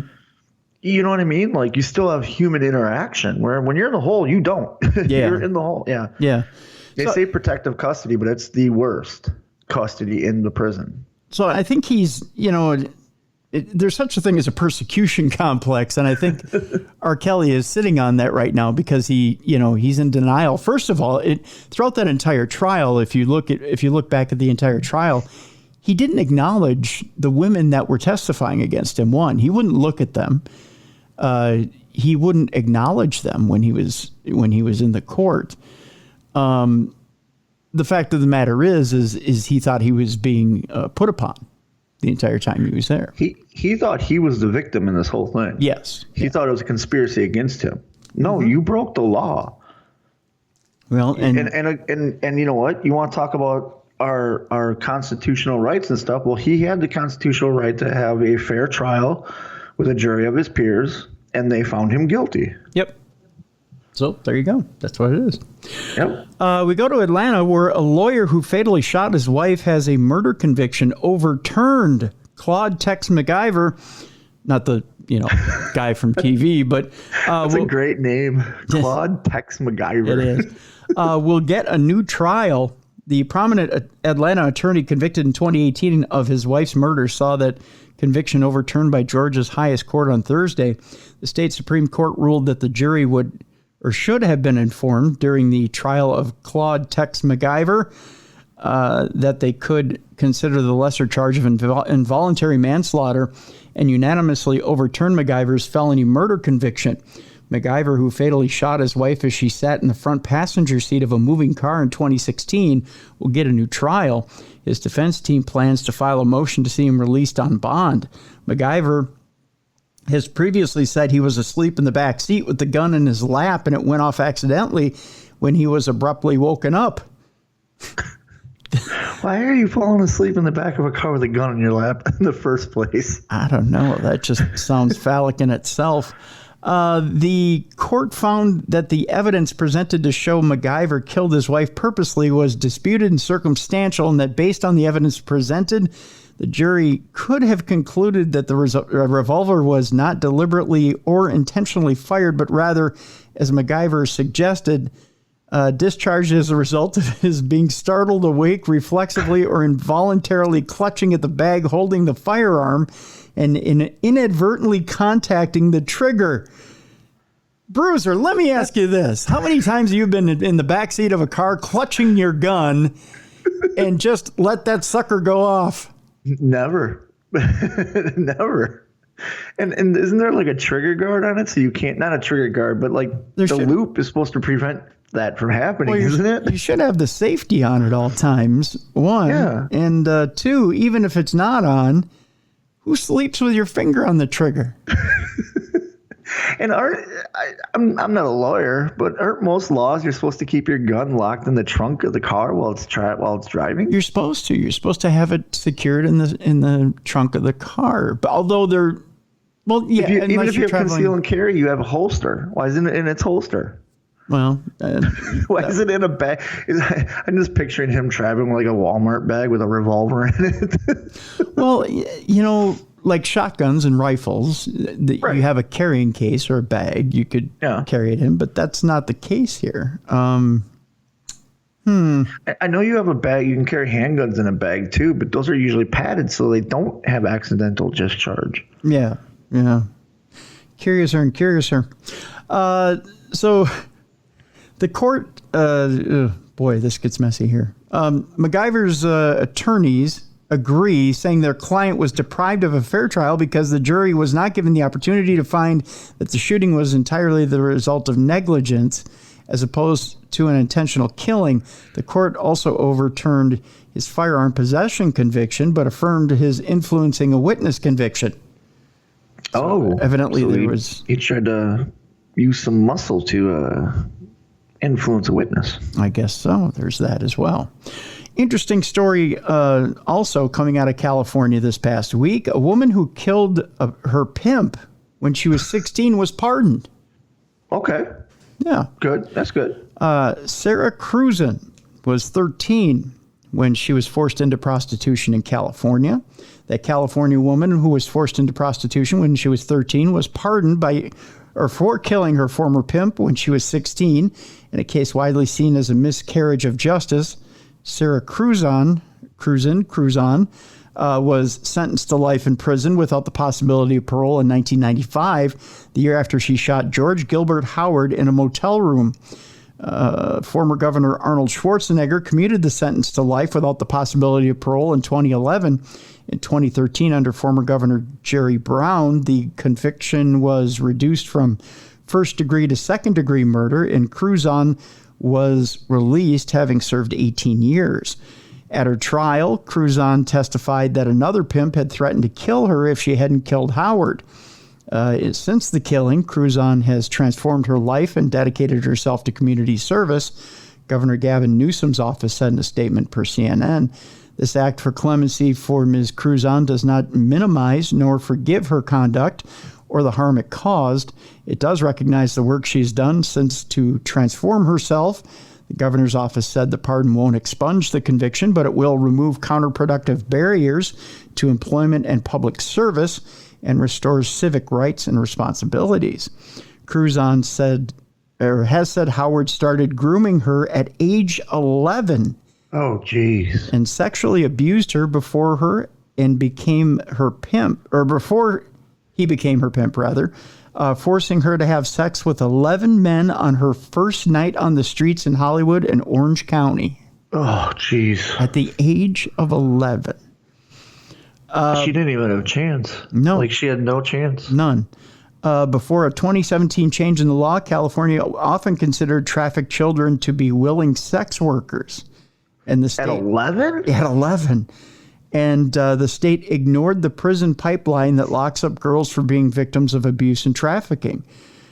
She notes that in the years after Cruzan was freed, background checks became a giant roadblock when she applied for jobs or tried to rent apartments. Well, yeah, because you're technically a convicted felon. Yeah. And they don't want to hear your story. They just look at the paperwork. Exactly. So she was just considered another prostitute. Yeah. And considering, like I said, she never had a chance. From 11 on, she was groomed to be this prostitute. That's you're not even living life at 11. No. Not at all. You know? Yep. And then at 16, having to make that decision, hey, I'm going to kill you unless you kill this guy. This is not fair. Yeah. Yep. And our last note from the week that we'll put out there before we get to Dumb Crime, Stupid Criminals, the founder of the Hells Angels died. Yeah, Sonny passed away. Yeah. Sonny Barger also worked security at the infamous Altamont concert, that one with the Rolling Stones. That was supposed to be the answer to Woodstock. That didn't quite go that way. Sonny Barger, the founder of the Hells Angels Motorcycle Club, who turned his experiences into books and work on TV and films, has died. He was 83 and died at home last Wednesday night after developing liver cancer. A note that Barger had written was posted on his Facebook page, and it said, quote, "I've lived a long and good life filled with adventure, and I've had the privilege of being part of an amazing club." It said, "Although I've had a public persona for decades, I've mostly enjoyed special time with my club brothers, my family, and my close friends." Barger, who founded the Oakland Club in 1957, was involved in one of the most notorious incidents in rock music history, the 1969 concert at Altamont Speedway in California. The Rolling Stones hired the gang as security. In the course of their duties, Hells Angels beat concert goers, knocked out Marty Balin of Jefferson Airplane, and stabbed to death Meredith Hunter, an 18-year-old Stones fan who had a pistol.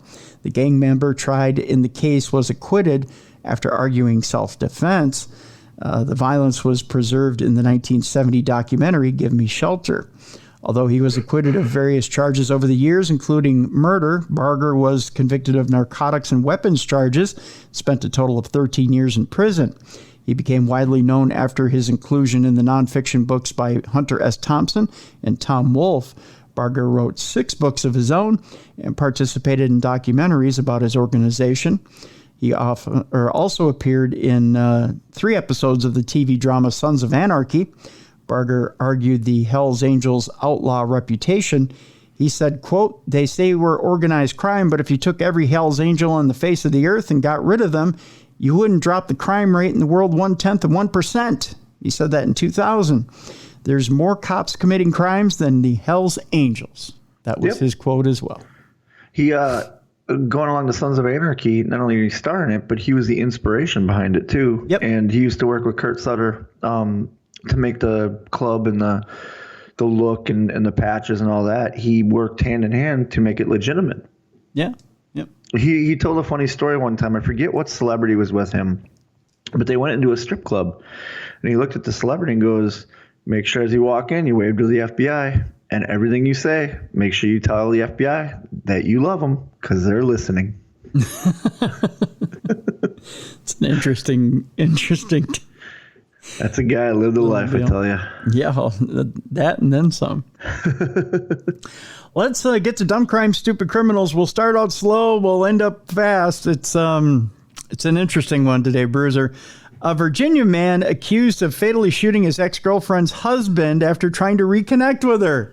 Sometimes you just can't rekindle the romance. No, you can't. Sometimes they just move on and get married. Because sometimes there's somebody in the way, but you can always get rid of them, I guess. I don't know.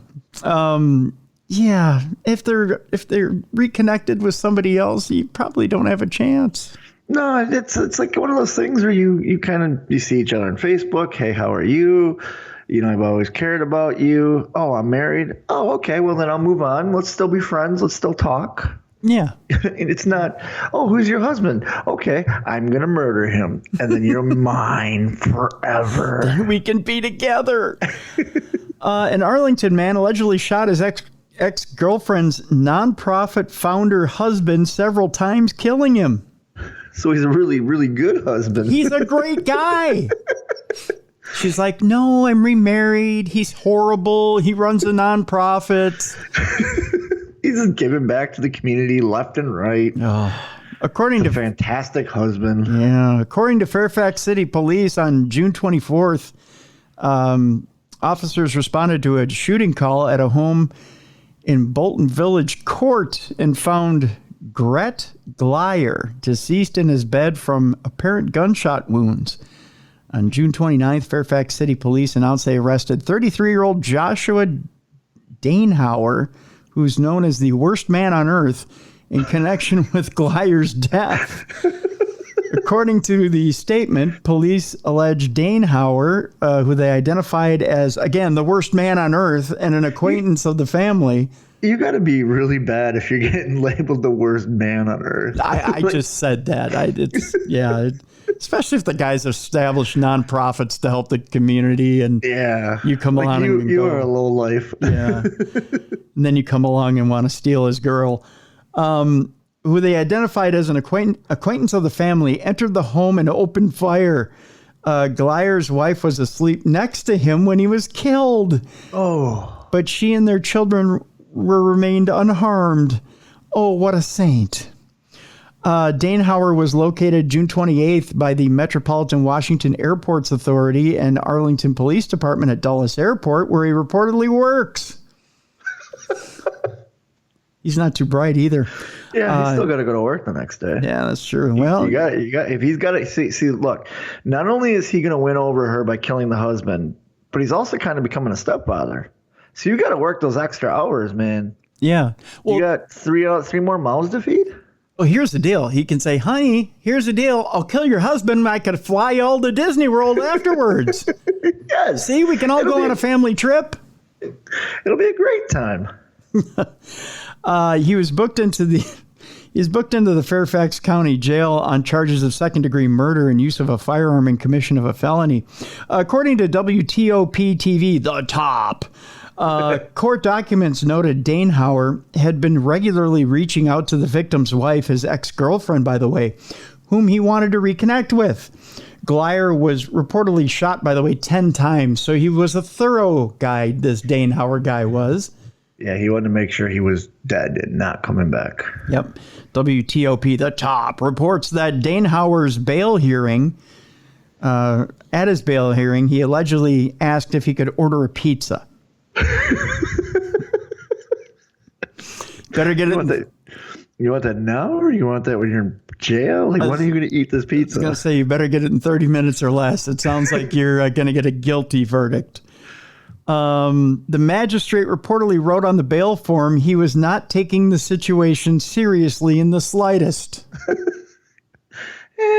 What's going to happen to me? Yeah. I'm fine. I just won this girl over. I'm a dad now. That's right. I'm a dad now. I'm going to fly everybody to Disney World. We're going to have a great time. We got free flights to Disney. I'm going to be dad of the year, husband of the year. Nonprofit who? Nonprofit who? Danehauer's next court date is scheduled for August 16th, at which time he'll have plenty of pizzas ordered, I'm sure. Did he get the pizza? That's what I want to know. I don't think. Did they allow him to order the pizza? No, I don't think they did. You don't think the judge went for that? No. You think he offered the judge a slice? Maybe. I don't think it got him a pizza, though. Glyer founded Donor C, which is a nonprofit that donates money and creates videos showing the impact the donations had on a person or a group of people. So, yeah, so the scumbag killed a really great guy. Yeah. Yeah. The worst man on earth. Worst man on earth. And he wanted food to be rewarded with. You know what? He's probably one of those guys that ordered pineapple on his pizza, too. You don't like pineapple on pizza? No. I'm a no pineapple. I like pineapple. I don't like cooked pineapple. I saw the greatest meme last week online. It's a picture of a guy and his head being held up to a piece of pineapple. And it says, here's a real picture of the first Italian ever to be shown pineapple being put on a pizza. And he looks like he's in absolute horror and terror being shown that piece of pineapple. It was you had to be there. It was the funniest thing you've ever seen. Yeah, I like pineapple, just don't like it cooked. I do. You don't like pineapple steaks? Have you ever had pineapple steaks? Nope, don't like those. Don't like pineapple on ham. Oh my gosh. Pineapple's not meant to be warm. Oh, Bruiser, I love me some grilled pineapple. I'm not gonna lie. I know that's our dividing line right there. You're the second worst man on the planet. Oh, come on. I kid. No. Yeah, no, I can't do it. No? Huh, No. okay. If we go to a cookout, that's all you. That's all me. I get all the pineapple. You get all of it. All right. Well, I'll take it. The grilled pineapple. I'll eat the cold pineapple. It's a good anti-inflammatory. Yes, it is. It is. And it's good for other things. But, we'll leave that be. Yes. A man wearing a Morgan Wallen mugshot T-shirt gets posed for his own booking photo in the irony of the week here on Dumb Crime, Stupid Criminals. This kid looks clueless, I'm telling you. The lights aren't on. I'll show you here, Bruiser, in a minute. A New Hampshire man wearing a T-shirt bearing a mugshot of country singer Morgan Wallen posed for his own booking photo on Friday evening. 20-year-old, he's only 20, by the way, so okay. Kind of wet behind the ears. I believe the kid's name is Zachary Horn, was collared for underage possession of alcohol. There's irony for you. And booked into the Belknap County Jail in Laconia. Horn was wearing a T-shirt with Wallen's mugshot printed on the front. The country music star was arrested in May of 2020 for public intoxication and disorderly conduct following a disturbance at Kid Rock's big-ass honky-tonk rock and roll steakhouse there in Nashville, Tennessee. I think it's great that the mugshot he's wearing is someone doing a crime that involved alcohol. Oh, yeah, yeah. And they have the exact same look on their face. Prosecutors subsequently declined to pursue charges against the 29-year-old performer, Morgan Wallen, that is. The other kid, not so much. Shirts, hoodies, and socks containing the booking photo of Wallen, whose album Dangerous, the double album last year, sold more units than any other release, are widely available online. And evidently, this kid got a hold of one. Bruiser, say hello to the 20-year-old Zachary Horn, who has this look on his face as he's being booked. Oh, yeah. You're right. It's a spitting image. Yeah. So I think you know what? Here's what I've learned from doing this show with you, Tim. Yep. I need to just carry funny shirts with me, and when I get arrested, if I ever get arrested, be like, hold on a second, I got to change my shirt. I'm in a different town tonight. Let's see. Because we had the other guy that got arrested for drugs that said something about drugs on his shirt. Remember that? That was last week, I think it was. Yes, what was it? I love drugs or something. Or yeah. I don't do drugs. I don't do drugs, right? Yep. Mm-hmm. No, here's this kid with a mugshot of somebody on his shirt while he gets his mugshot taken. Yeah, exactly. In fact, I'm going to take that picture you just showed me, put that on a T-shirt, so that when I get my picture taken, it's a picture of my mugshot of wearing a shirt with that kid's mugshot while he wears a shirt of another guy's mugshot. Oh my God, it's like this never-ending kaleidoscope of bad decisions. And then I'll have mine mugshot printed out and put on T-shirts, and I'll sell it to criminals. It's just going to keep going. It's forever. Wow. I don't even know what to think. You can go to some websites and get like celebrity famous mugshots, like David Bowie's and Johnny Cash's and stuff. Like I'm just going to create those all and print them all on T-shirts, and that's what I'm going to carry around with me. Oh man. By the way, we have a whole section at the end of the show of have I told you this? We're recording this on the 4th of July. We've got bad 4th of July stupid crimes, dumb crimes. Oh, those are great. Yeah. Lots of explosions and bodily harm. I know I didn't tease it, but yes, we haven't taken the 4th off from Dumb Crime, Stupid Criminals. No. The 4th is great because you always tell kids not to play with fireworks and stuff. Yet let the drunk adults do it. And they're out in force this 4th, and they're in Florida too. Of course they are. Yeah. So don't think that Florida man took the 4th off because they did not. No, that's like their national holiday, isn't it? Their national, yes, it is. It's their national I think it'd be July 4th and then St. Patrick's Day are the two holidays they love. You know, I met Minnesota man who's become a snowbird, who spends more time in Florida now than Minnesota. And we had an interesting conversation when it came to COVID. And I said to him, I says, man from Florida now, Florida man, newly crowned Florida man. I said, did you know, and a lot of people don't know this, some people do, some don't, that now in Minnesota and in a lot of different states now, they're measuring the trends in COVID and whether, where we're at as a municipal area in COVID by the wastewater, the amount of COVID in wastewater. Okay. I got a stunned look. Okay.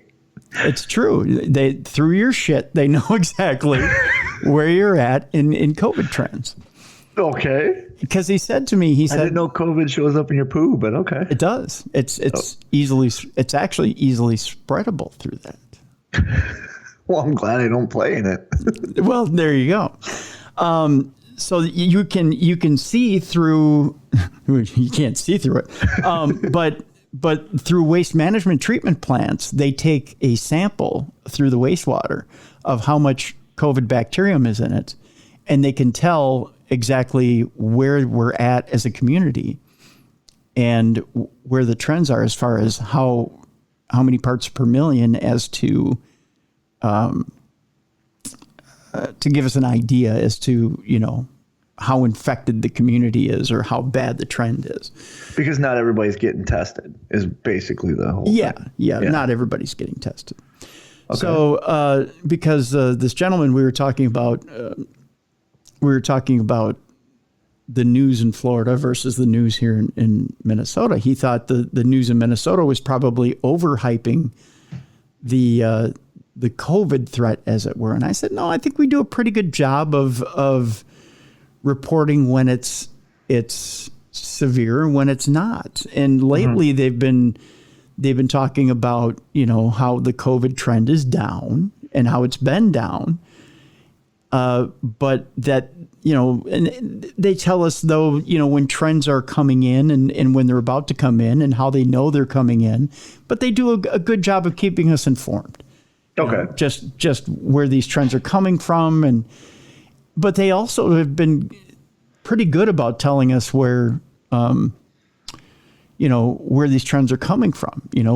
Are they coming over from Europe or are they, it's kind of like watching a weather forecast of COVID. It's a weather forecast of poo. Yes, exactly. And then so part of that, it's a literal shitstorm. Yes, there you go. You blew my punchline, but thank you for doing that. So yeah, it was a literal shitstorm. So I'm looking at this gentleman and he's looking at me. He looks at me and he tilts his head, kind of like a dog tilts your, and he goes, "You mean to tell me that they could tell that we all got COVID by our shit?" And I went, "Pretty much, yeah." And he goes, "Yeah, I don't believe it." I said, "Well, good luck to you, because they can. I don't know what to tell you, but they can." Florida, it doesn't exist in Florida. That's what I get. That's what he said. That's what he said. He said the news doesn't talk about it in Florida. They just don't talk about it. Since the pandemic. Yeah. Yeah. He said it's non-existent. They don't talk about it at all. Yeah, I remember traveling a lot. A lot of the guys that come from Florida, they're like, we don't have any restrictions. We have nothing. The only restrictions ever like the government put on, not the local government, but the federal. Yeah, I was like, you guys know it's a global pandemic, right? They're like, it's global except for Florida. And I said, I just told them, I don't care how you treat it. I mean, and whether you think it's the common cold or whether you think it's going to kill everybody it ever hits, it's still there. It's still there. It's not going away. Right. I mean, you can sit there and deny it all you want, but they can trace it through your shit. So Merry Christmas and Happy New Year. There's your little nugget of knowledge for the day. I'm going to go grab a hamburger. How about you? I like to use the word nugget of knowledge, too. Yeah, I did. Nugget of knowledge. So, yeah, that was my interesting little tidbit from my 4th of July celebration. Thank you, Florida. So that gives you an idea of how Florida's dealing with stuff like that. So if that's how they dealt with news about how the news deals with COVID, that tells you how they deal with the 4th of July. They're holding a firework in their hand and they don't believe it's sitting there. Nope. That's why there's no fingers left. This firework can't hurt me. This firework can't hurt me at all. This ain't a real firework. This here's one of them there cherry bombs. I bet you it's more cherry than bomb. Boom. Hey, Cletus, I bet I can hold this cherry bomb longer than you can. No, you can't. Now, with that being said, Bruiser, let me swing the pendulum of fairness back to my own backyard. We're going up to Minnesota, huh? Because I've been accused during the week of not being fair. Yeah, but you don't really want your state represented on dumb crime, stupid criminals. Like, people got to get that. It's too late. Somebody's already done that for me. Okay. Turns out a Minnesota man and a Minnesota woman have been arrested after 10 pounds of meth was allegedly delivered to a wrong address. It's real simple, people. You just transfer the address from one piece of paper to another. Or you copy and paste in your there you go email. One or the other. Bruiser's got it more accurately than I do. 2 people have been arrested after a significant amount of meth was reportedly sent to the wrong address. Of course, it had to happen in Sherburne County. Hey there, hey, you send that package there, hey? Sure did. Sherburne County is the Pasco County of Minnesota. According to a news release from the Sherburne County Sheriff's Office, who couldn't stop laughing as they reported this, in late June, investigators learned the meth was mailed to an Elk River home. The person who received Honey, your meth's here. I didn't order any meth. Honey, did you order a huge boulder for the backyard? Well, no. Why is it blue? The person who received the meth by mistake brought it into the authorities. Of course. I don't know if that's the smartest move either, but okay, sure. Why not? You didn't do it. Well, yeah, if you go in with it's still in the box with the packaging and stuff and be like, hey, this was delivered to me. I didn't order this. And Amazon doesn't do my returns for this. This came from Cracker Barrel in the general store. So the person who was supposed to receive the box, 28-year-old Jessica Garrity, I believe. She doesn't know how to party. She gets free 10 pounds of meth. What are you doing? Is that something you get from Finger Hut? Because that's popular up there in Sherburne County. That's actually the Beyond stuff in Bed Bath & Beyond. Okay, I see. Had reportedly been contacting her building management about a missing package. frantically asking them about that missing package. So wait, she was the one that was supposed to get it. Yeah, she was. She was. I think it's safe to say she was tweaking and asking about that package. Yeah. Excuse me, have you seen a box about this big, this wide, weighs 10 pounds? Smells like battery acid. According to WCCO, authorities replaced the 10 pounds of meth with salt and placed a GPS tracker and alarm system in the box to repackage and give it to building management for Garrity. Investigators reportedly witnessed Garrity picking up the package, and the box was later given to 24-year-old Ricardo Jarrett. I want to say Jamiroquai, but that would just be a nightmare. Wow, Jamiroquai's fallen from the chart top and hit stopper he was. Yeah, but it's Jaraqui, I believe. Jaraqui was reportedly arrested, and authorities searched Garrity's home. Garrity told officers Jamiroquai said he was between homes, probably because they just don't sound as well as they used to, and had asked her to accept the package for him. I wouldn't get caught with 10 pounds of meth either. No, neither would I. No. The two allegedly met on a dating site approximately a month prior. It was called toothlessandlovingit.com, I believe. Yeah. Wait, Yeah, toothless and loving. And so if I ever go signal again. There you go. There you go. During the search of her home, WCCO reported officers located marijuana in Garrity's room, so she had a good replacement. Yeah. Well, you know what? She's an upstanding person. If after a month the guy says, "Hey, I'm getting a shipment of meth coming in. Can I have it shipped to you instead of my house?" Like, that's a third date thing, right? I think it is. Yeah. First date is a gentle good night. Second date, maybe a kiss goodnight. Third date is, hey, can I ship my 10 pounds of meth to your house? Why didn't the drug dealer split it up? Like, that's costly. Like, they could have split it up to save on postage. Industrial rates. Yes. That's why you don't do like the 2 pound overnight box, because that's like $27-$28.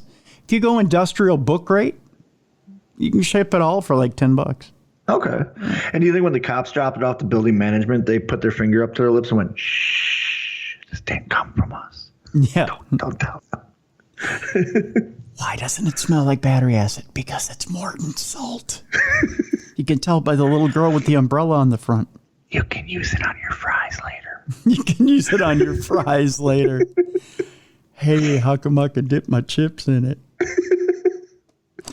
According to the sheriff's office, Garrity and Jamiroquai, I'm not saying his real last name because I don't know how to pronounce it, were charged with first-degree possession of a controlled substance and scheduled to appear in court today. Yay. Happy 4th. So they can celebrate their 4th date by getting prosecuted together. And then the 5th date's prison. 5th date is knocking over a jewelry store, I believe. Oh, okay. Yeah. Bruiser, we've all had disputes with our neighbors, especially when they mow the lawn too early in the morning. Yeah, I can see that. Yeah. What's the worst thing your neighbor's ever done that piss you off? My current neighbors are fantastic people, so nothing. Okay. But I had an old neighbor. Actually, I had an old neighbor that would always knock on my door at random times, early in the morning, late at night. And she was on something. She had to be. Yeah. But she had a gray cat. And she'd always say that got out of her house. And she'd always ask for have you seen my gray cat? After about the 6th time, I just randomly made up places this gray cat could have went just because I was sick of her coming to my house. So I'd be like, go ahead, it's down there at the sit-go. So I'd watch her leave. Turns out... You just sent her down to the sit-go. Did you give her a 10 spot to get you some beer while she was out? No. Okay. So it turns out, my wife later found out, her boyfriend and her were having troubles. And anytime they'd argue, he'd randomly just let the cat out of the house so she'd leave. Oh, that's a strategy. Not good or bad. It's a strategy. Yeah. Well, why should it come bug me about where a cat is? I don't know. Because you look like the cat wrangler? I don't know. Old Cat Daddy Bruiser next door will know where it is. No idea. So yeah, that's probably the worst. That, and then the guy who raised roosters next door that crowed at the butt crack of dawn. Oh, okay. That guy would be on my list. Yeah. That guy is the guy who probably would end up fatally shot in my book. We just made sure we let him know every time we ate fried chicken. Oh yeah. That's this story is a little bit of an overreaction. Okay. A landscaper was fatally shot in Washington, D.C. after grass clippings allegedly got blown onto a man's car. Well, you just got it washed and wax. Keep those grass clippings away. Yeah, a little tad bit over the line. You and I were talking about off air about what we think needs to be done nowadays is people need to have conversations. Yes. Nowadays, everyone's always going to gunshots. Right. It's like, you stepped on my tennis shoes. Let me grab my gat. There's never a, hey, why did you step on my toe? Was that a mistake? You want to apologize? He could have walked over and tapped the guy on the shoulders and pointed to his ears so he removed his sound-canceling headphones and said, hey, man. Brand new car, just got it washed and waxed. Don't blow the glass clippings that way. Yeah. Simple. Exactly. A little talking. Yeah. More talking, less shooting. Exactly. Exactly. A 45-year-old man was fatally shot over the weekend after clippings from a recent landscaping job allegedly got on a man's car. On June 25th, the Metropolitan Police Department in Washington, D.C. tweeted that there was a shooting investigation on the 1700 block of West Virginia Avenue. The tweet said to look out for a black male with blue or green eyes wearing a light shirt who headed southbound on West Virginia Avenue on a green scooter. There's a hell of a getaway vehicle. Slowest vehicle ever. Right. At 4:47 p.m. on June 25th, members of the 5th District responded to the shooting call and found Jason Ford suffering from a gunshot wound. EMS arrived at the scene and discovered the victim displayed no signs consistent with life. That's one way of saying he was shot dead. Yeah, I was going to say, why didn't they say they pronounced him dead on the site? Yeah. Ford's body was transported to the office of the chief medical examiner. In an interview with NBC Washington, Ford's wife, Tanya Ford, said a driver allegedly became upset when grass clippings got on a shiny car. Huh. Yeah. What does that have to do with a guy on a scooter? I don't know. I'm trying to figure out, like, did the guy who shot him that's the getaway. That's the guy who shot him got away on the scooter, right? Yeah. So was it his car? If it was, why did he make his getaway on a scooter? That's where I'm at. I don't know. Jason Ford was reportedly overseeing a crew performing yard work at the time. The owner of the car that had clippings on it was upset, and Ford reportedly apologized. Okay, end of story. Yeah. Okay, I'm sorry. We'll clean it up. Okay, you need more than that? Here's $20. Go get your car washed. A friend of that owner allegedly drove up to Ford's truck and opened fire. So it wasn't even the owner. Wow. Striking him in the chest. Tanya Ford told NBC Washington this was not necessary. It did not have to happen like this. He apologized. We could have just moved on without this. Yeah. She said her husband died over somebody blowing grass and him apologizing. He leaves behind... It wasn't even the owner of the car. No. I got you, man. I got your back. That's a nice ride, man. He leaves behind his wife and 2 children. It's sad. It's ridiculous. It's not even his car. I can understand if they blew grass on a scooter, because it would have tipped the scooter over. But, like, come on. It wasn't even your car. It's out of control. All right. Well, some people take their passions a little too far. Okay. Yeah, I agree. With lately, it seems like Disney Plus is all the rage. People are getting a lot of their Star Wars fix. Some people are into it 24/7. Some people watch the new Obi-Wan Kenobi. Speaking of people who have a shit fit, some people watch the new Obi-Wan Kenobi miniseries and absolutely lost their shit. Yeah, I heard about that. And I watched the series. I loved it. I thought it was great. I did too. I liked it. Plus it's make-believe, guys. It's not real. Star Wars is not real. Yeah. And you know what? If you don't like it, just disregard it. Yeah, and it takes place in a galaxy far, far away, so they don't have to follow all the norms that we have here on Earth. You know what I mean? I love the fact that I just said, you don't like it, just disregard it. And then you take it like it's real life and you go, and you know what? It took place in a galaxy far, far away. You don't even have to look at it. It's far, far away. You don't even have to go there. You can stay here on Earth. Just stay here. Just stay on our Earth. Don't go to that galaxy. Yeah, stay away from Tatooine. I love your logic, Bruiser. Thank you. That's great. I mean, sure, you can go to the theme park and go to their galaxy, but you don't have to. Orlando's a long way away. I want to go there so bad. Yeah, I do. Me too. I really do. I've heard it's amazing. Yeah. Brian Malonis is there right now. I'm jealous. Is he? Yeah. What's he doing? He sent me a picture of him drinking blue milk, and I was mad. You should be. I am. I mean, he's your tag team partner. He should take you. Yeah. Tag team partners go everywhere together. And he didn't get upset about the Obi-Wan series. He loved it. Well, see? If Malonis liked it, you all should like it. Exactly. Everybody just like it. Did you ask him? If you don't like it, don't watch it. You know what you should do? Text him back and say, how big were the blue tits that you were drinking out of? That's what I'd ask him. I could, but he's with his wife. She might take offense to that. That's fine. He didn't bring you to Orlando. I wouldn't give a shit. I'd text him right now and say, how big were the blue tits that you were drinking out of? That's what I'd do. Anywho, so it makes me wonder if it was Malonis that got arrested in Disney. Probably. Man was accused of a Disney scheme. There's a Disney scheme now. There's a scheme, huh? Yeah, it involved an R2-D2 statue. Folks, don't go to Disney and steal stuff. Yeah. Especially the fixtures. It's the happiest place on earth. Well, it ain't happy if you're stealing the fixtures. Yeah, you don't need to steal anything. No. And you know what? R2-D2 you can get almost anywhere. He's one of the most popular Star Wars characters. They sell statues. They sell, you can buy schematics to build your own. Yeah, just do that. Yeah. Don't steal them. No. Authorities say David Proudfoot posed as Disney World worker and moved a droid replica.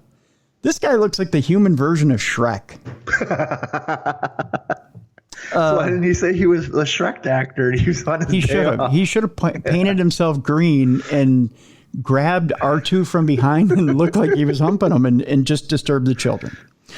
According to authorities, David Proudfoot posed as a worker at Disney World and moved a $10,000 replica of R2-D2 from its place at a Disney resort. He just moved it? He didn't steal it? Well, he was in the process of it. I was going to say, do you think it was one of those things where he's like, I'm going to steal this? Oh my God, this is a fucking, let's move it 5 feet to the left.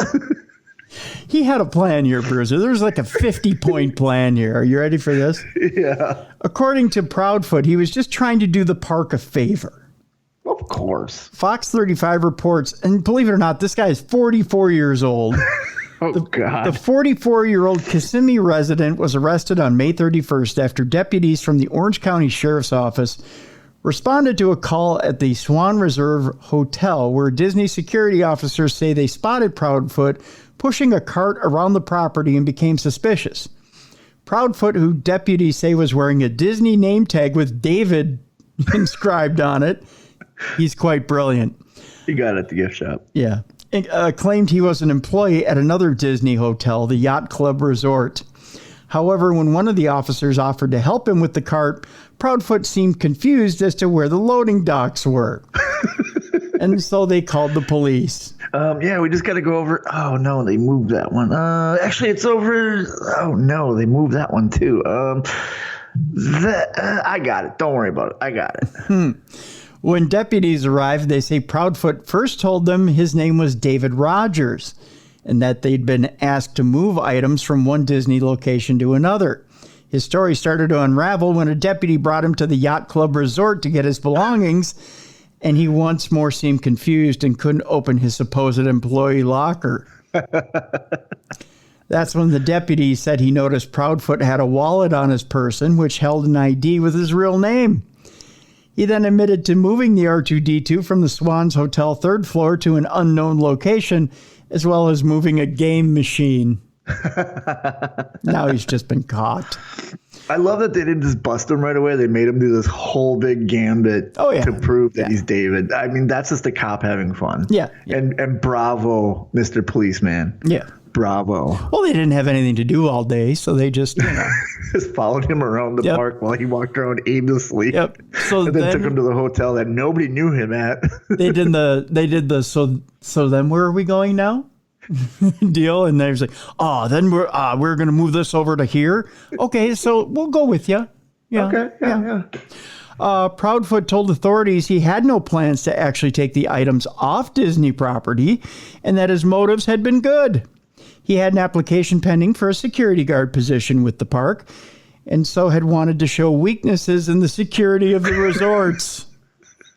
See, he was really just showing where Disney needed to improve. He wanted to show how he's a security expert, and that anybody can get a name tag and move R2-D2. Yes. But when police carried out a search warrant at his home, they say they found Disney items worth thousands of dollars. Oh, so he's done it before. Yes. including a $700 gold necklace and several bathroom light fixtures.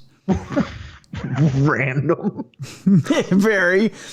Proudfoot ID'd by WDW News Today as a former school principal, once accused of stealing $15,000 from a Baltimore area school system, is now facing charges of third-degree grand theft and obstruction by false information, among others.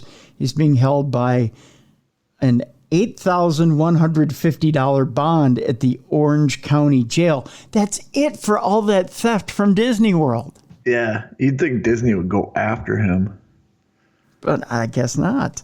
No, $8,150. Yeah, that's it. He stole more than that from the school system.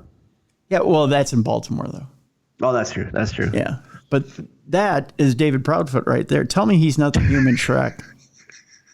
He's so Shrek. Isn't he, though? He just looks like a jolly guy. He's like, oh, I'm going to steal R2. He does. He looks like hi, my name is Proudfoot. I'm going to steal something. Come to daddy, R2. Come to daddy. I need bathroom fixtures. I need new lights in my home.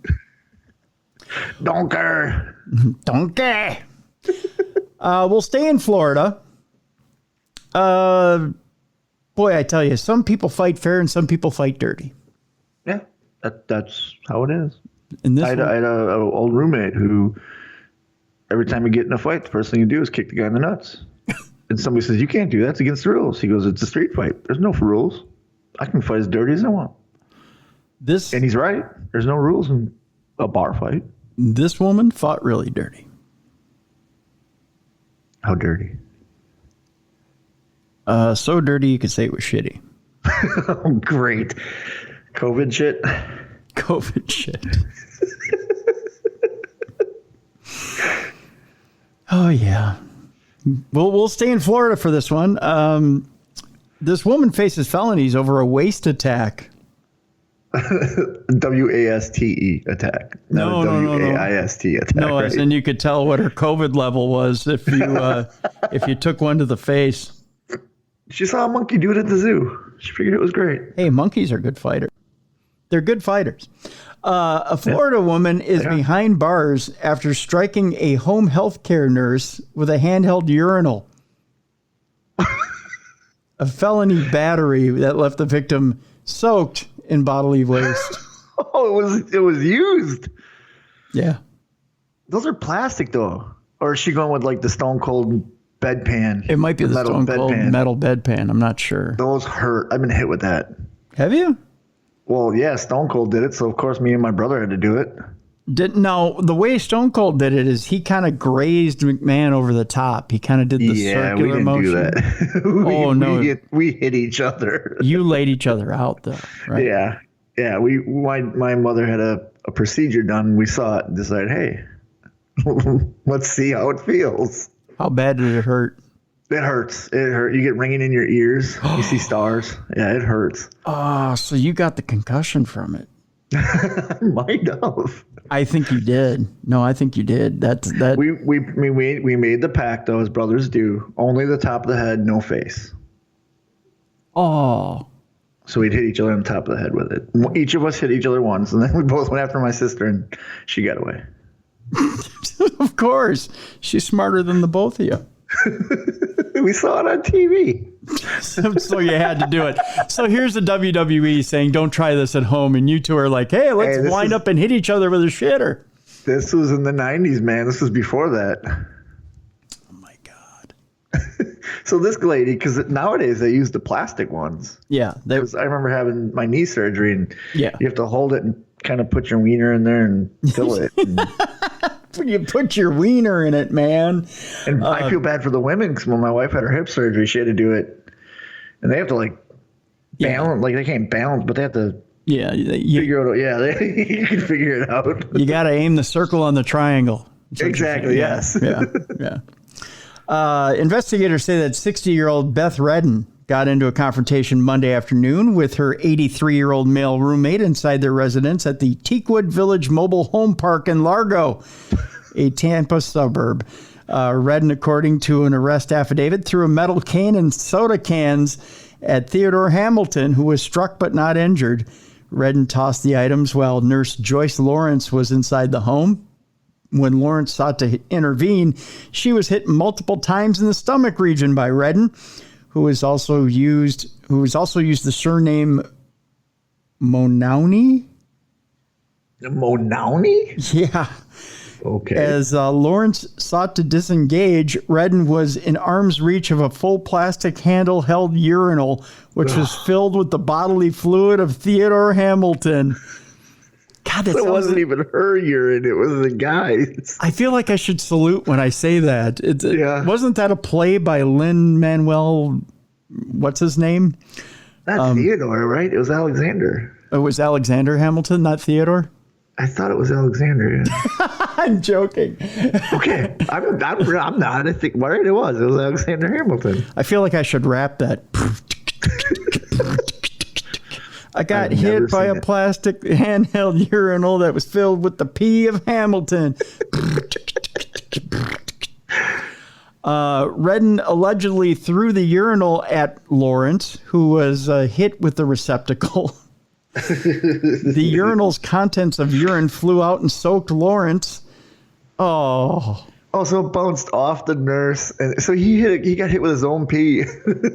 Oh, yeah. You don't expect that to come back at you. That's why you don't pee in the wind. No, wait a minute. It was Hamilton's piss. But Redden threw the urinal at Lawrence, who was hit with the receptacle. The urinal's contents soaked Lawrence, as well as the interior of the residence. Oh, it got all over. Oh. Reported Officer Stephanie Blitz. Lawrence was covered in a wet liquid when police arrived. Redden, oh, poor Redden. Look at her. Yeah. Oh, she looks like a hot mess. Was arrested on a pair of felony counts for allegedly battering victims age 65 or older, locked up in lieu of guess how much bond? $1,000 for throwing urine on people. That's it? Well, the other guy got off with $81.50 for stealing all that stuff. I think throwing urine at somebody's less than stealing something. It's $5,000. What? Mm-hmm. Come on. It's a biohazard. Oh yeah, it is. You're right. Although you're right. urine is sterile, but it's a biohazard. Redden has pleaded not guilty to the charges. Redden's rap sheet includes convictions for drunk driving, trespassing, and making a false report to law enforcement. A winner all around. Winner, winner, urine dinner. Let's go to this is our final two stories for the day. It's July 5th, but we're recording this on July 4th, our nation's birthday. Yep. God save the Queen or whatever. Or just flip her over and rubber beaver. That's right. Well, flip her over rubber beaver. That was our July 4th joke today. That's our Canadian coin joke. So here's the deal, folks. Just because it's a holiday, Florida man doesn't take the day off. No. Florida man set off a firework, lost his hand. It wouldn't be the 4th of July if it didn't happen. The Broward Sheriff's Office, Broward County, confirmed the Saturday morning incident. They didn't even wait for the 4th of July. They did this on Saturday. Yeah. So that was Canada Day, right? No, Friday was. That was the 2nd. Yeah. That's just Florida Man Day. It's just Florida Man Day. July 4th weekend seems to bring with it a great many fireworks and a few gruesome fireworks accidents. It wouldn't be a 4th of July weekend if it didn't happen. The first such accident of 2022 made national headlines, and it occurred right in South Florida, where the Broward Sheriff's Office says it responded to a call around 1 a.m. on Saturday. God love them. This according to Fox 35 Orlando. Local 10 reports that when first responders got to the home, they learned that the man, it says they learned the man, but not his detached hand, had been taken to the hospital. They left his hand. Somebody had to salute. Cletus, where's your hand? I don't know. Just get me to the hospital. It blew clear off, and It made its escape. It's up there in that tree, and I can't get it. That squirrel took it.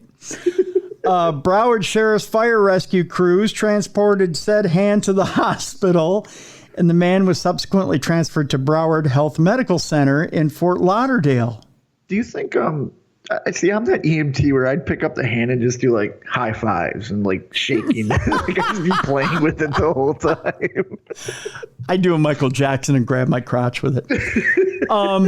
The facility was unable to reattach the hand. Well, yeah, of course. If he got there beforehand, you got to put that on ice right away. A friend of the victim tells Local 10 the accident happened rapidly. Well, there's no slow-mo blow-off. It's not like it goes... This isn't your iPhone. You can't film it in slow-mo and have it happen that way. I hit slow-mo on my iPhone, and it still blew off like normal. I couldn't figure it out. As soon as he lit it, it went off in flames. The Consumer Product Safety Commission says its records show 15,600 people went to the emergency room for fireworks-related injuries last year. I believe it. The most common... And probably like 90% of them were Florida.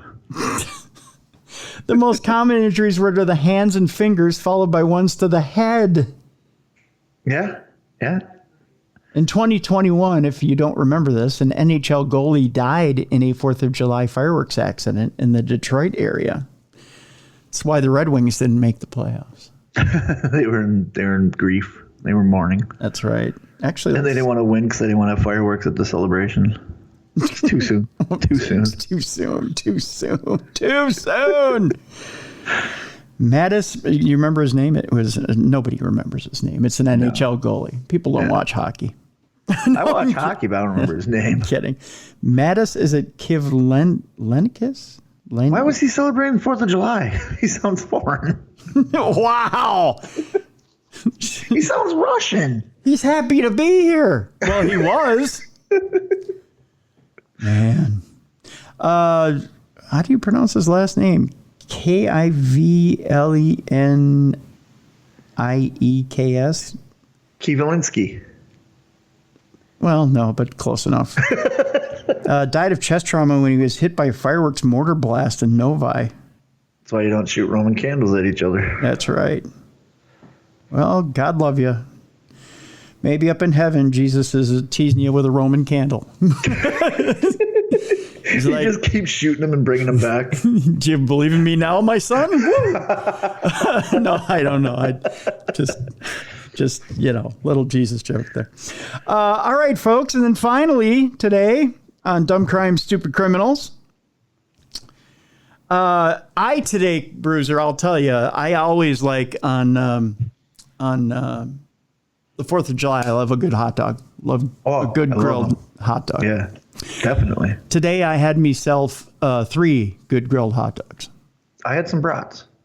Did you? So, well, you're a Wisconsin guy, Yeah, but I'm in North Carolina. Not the same, but good. Beer City Bruisers cooking up Johnsonville brats. That's exactly what we did. We know that slogan very well. And then when we get done here, I'm having some ribs. Oh, don't tease me, son. Yep. Wife slow cooking those ribs. I did have some ribs from. I gotta give another shout out to my buddy, my boy over there in Anoka, over at Jelly Bean and Julia's. Yeah.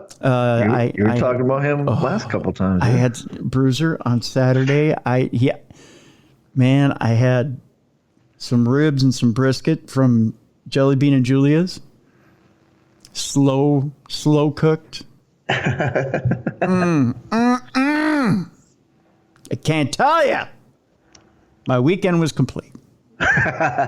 Tell you. But I had 3 hot dogs today. 4th of July. It's I don't eat hot dogs as much as I used to. Yeah, I don't either. But I do indulge on the 4th of July. Yes, you definitely got to. Yeah. This Floridian indulged in hot dogs on the 4th of July, but he also indulged in them as a weapon. How do you weaponize a hot dog? I'm about to tell you, my friend. I'm so confused. This is our last story on Dumb Crimes, Stupid Criminals today.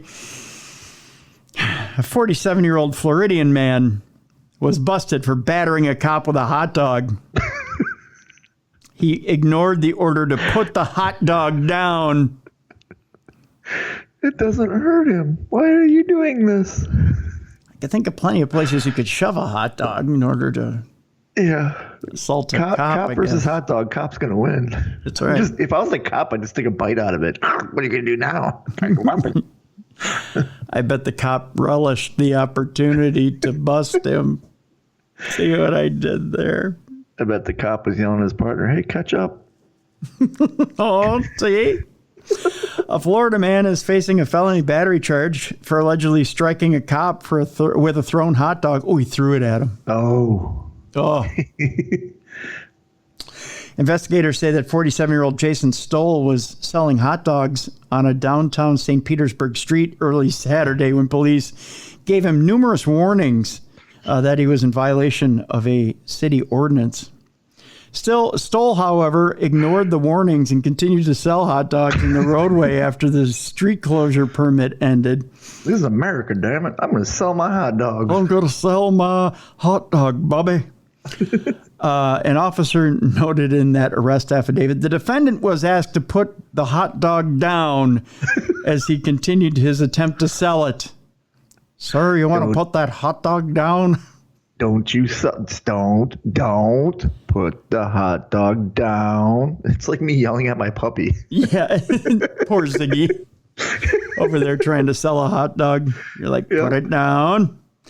Officer Anthony Bragano was the officer on the scene who told the defendant to put the hot dog down as he continued to attempt to sell it. When directed to drop the hot dog, Stoll reportedly became extremely upset and threw the item, which is not a sandwich, at a uniformed patrolman. The hot dog hit the cop, who was not injured by the airborne bun and beef. Well, of course. Oh, he threw the bun, too. Good for him. Yeah, the whole thing. Stoll was arrested for battery on a law enforcement officer, felony, by the way. He was also charged with resisting, a misdemeanor, for allegedly struggling with cops as they sought to place him under arrest. Stoll was released from the county jail Saturday morning after posting how much in bail? Well, if the lady for throwing pee was $5,000, I'm going to go with $3,000. Ooh, you are close. I see. Okay, I'm getting this Florida stuff. $2,650. Yeah, I was close. For launching your wiener at a cop. Stoll lives about 40 miles from St. Petersburg in Newport Richey. Of course he does. Yep. Where he and his wife purchased a $230,000 home earlier this year. I want you to take a look at this man and tell me who you think he looks like. Ready? Yep. Is that Killer Cross? Yes! Killer Cross is launching his wiener at cops in Florida. He lives in Florida too, I think. I think so, yeah. So there you go. Wow. I'm of a mind. Makes a movie. Mm-hmm. That's what I thought the minute I saw his picture. I went, holy shit, Killer Cross is launching his wiener at cops. Yeah. So there you go. That's Dumb Crime, Stupid Criminals post July 4th edition. Isn't that something? That's great. Yeah. Those flying wieners everywhere. Flying wieners everywhere. Yeah. Cops getting hit in the face with wieners. Yep. Well, they should make a meme, but they won't. So that'll do it, folks. I want to remind you to go out and get the book from our guest Tod Goldberg. Had a wonderful, wonderful conversation with Tod Goldberg. I'm telling you, Bruiser, we should bring Tod Goldberg in for Dumb Crime, Stupid Criminals someday. Let's do it. Tod is amazing. He's a funny guy, an amazing guy. Works with Brad Meltzer too, as well. Has written some books with Brad Meltzer as well. And folks, I want you to go out and get the book. And I had a good time reading it over the weekend, a collection of short stories. And it is crime fiction, by the way. It is not true crime, but that's okay. We're okay with crime fiction every once in a while.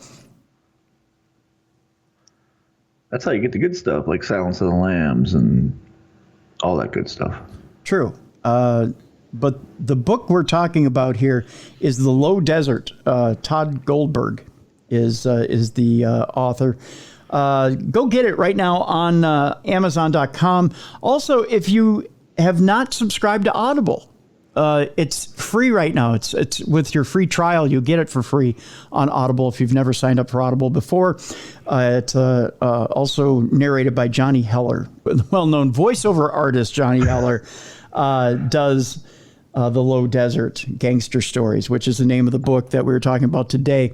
Excellent book, and I'm gonna forward you over a copy so that you can read it, Bruiser, because I spent the weekend reading it, and it's really an exciting book. Please do. And it's kind of a study in characters 101.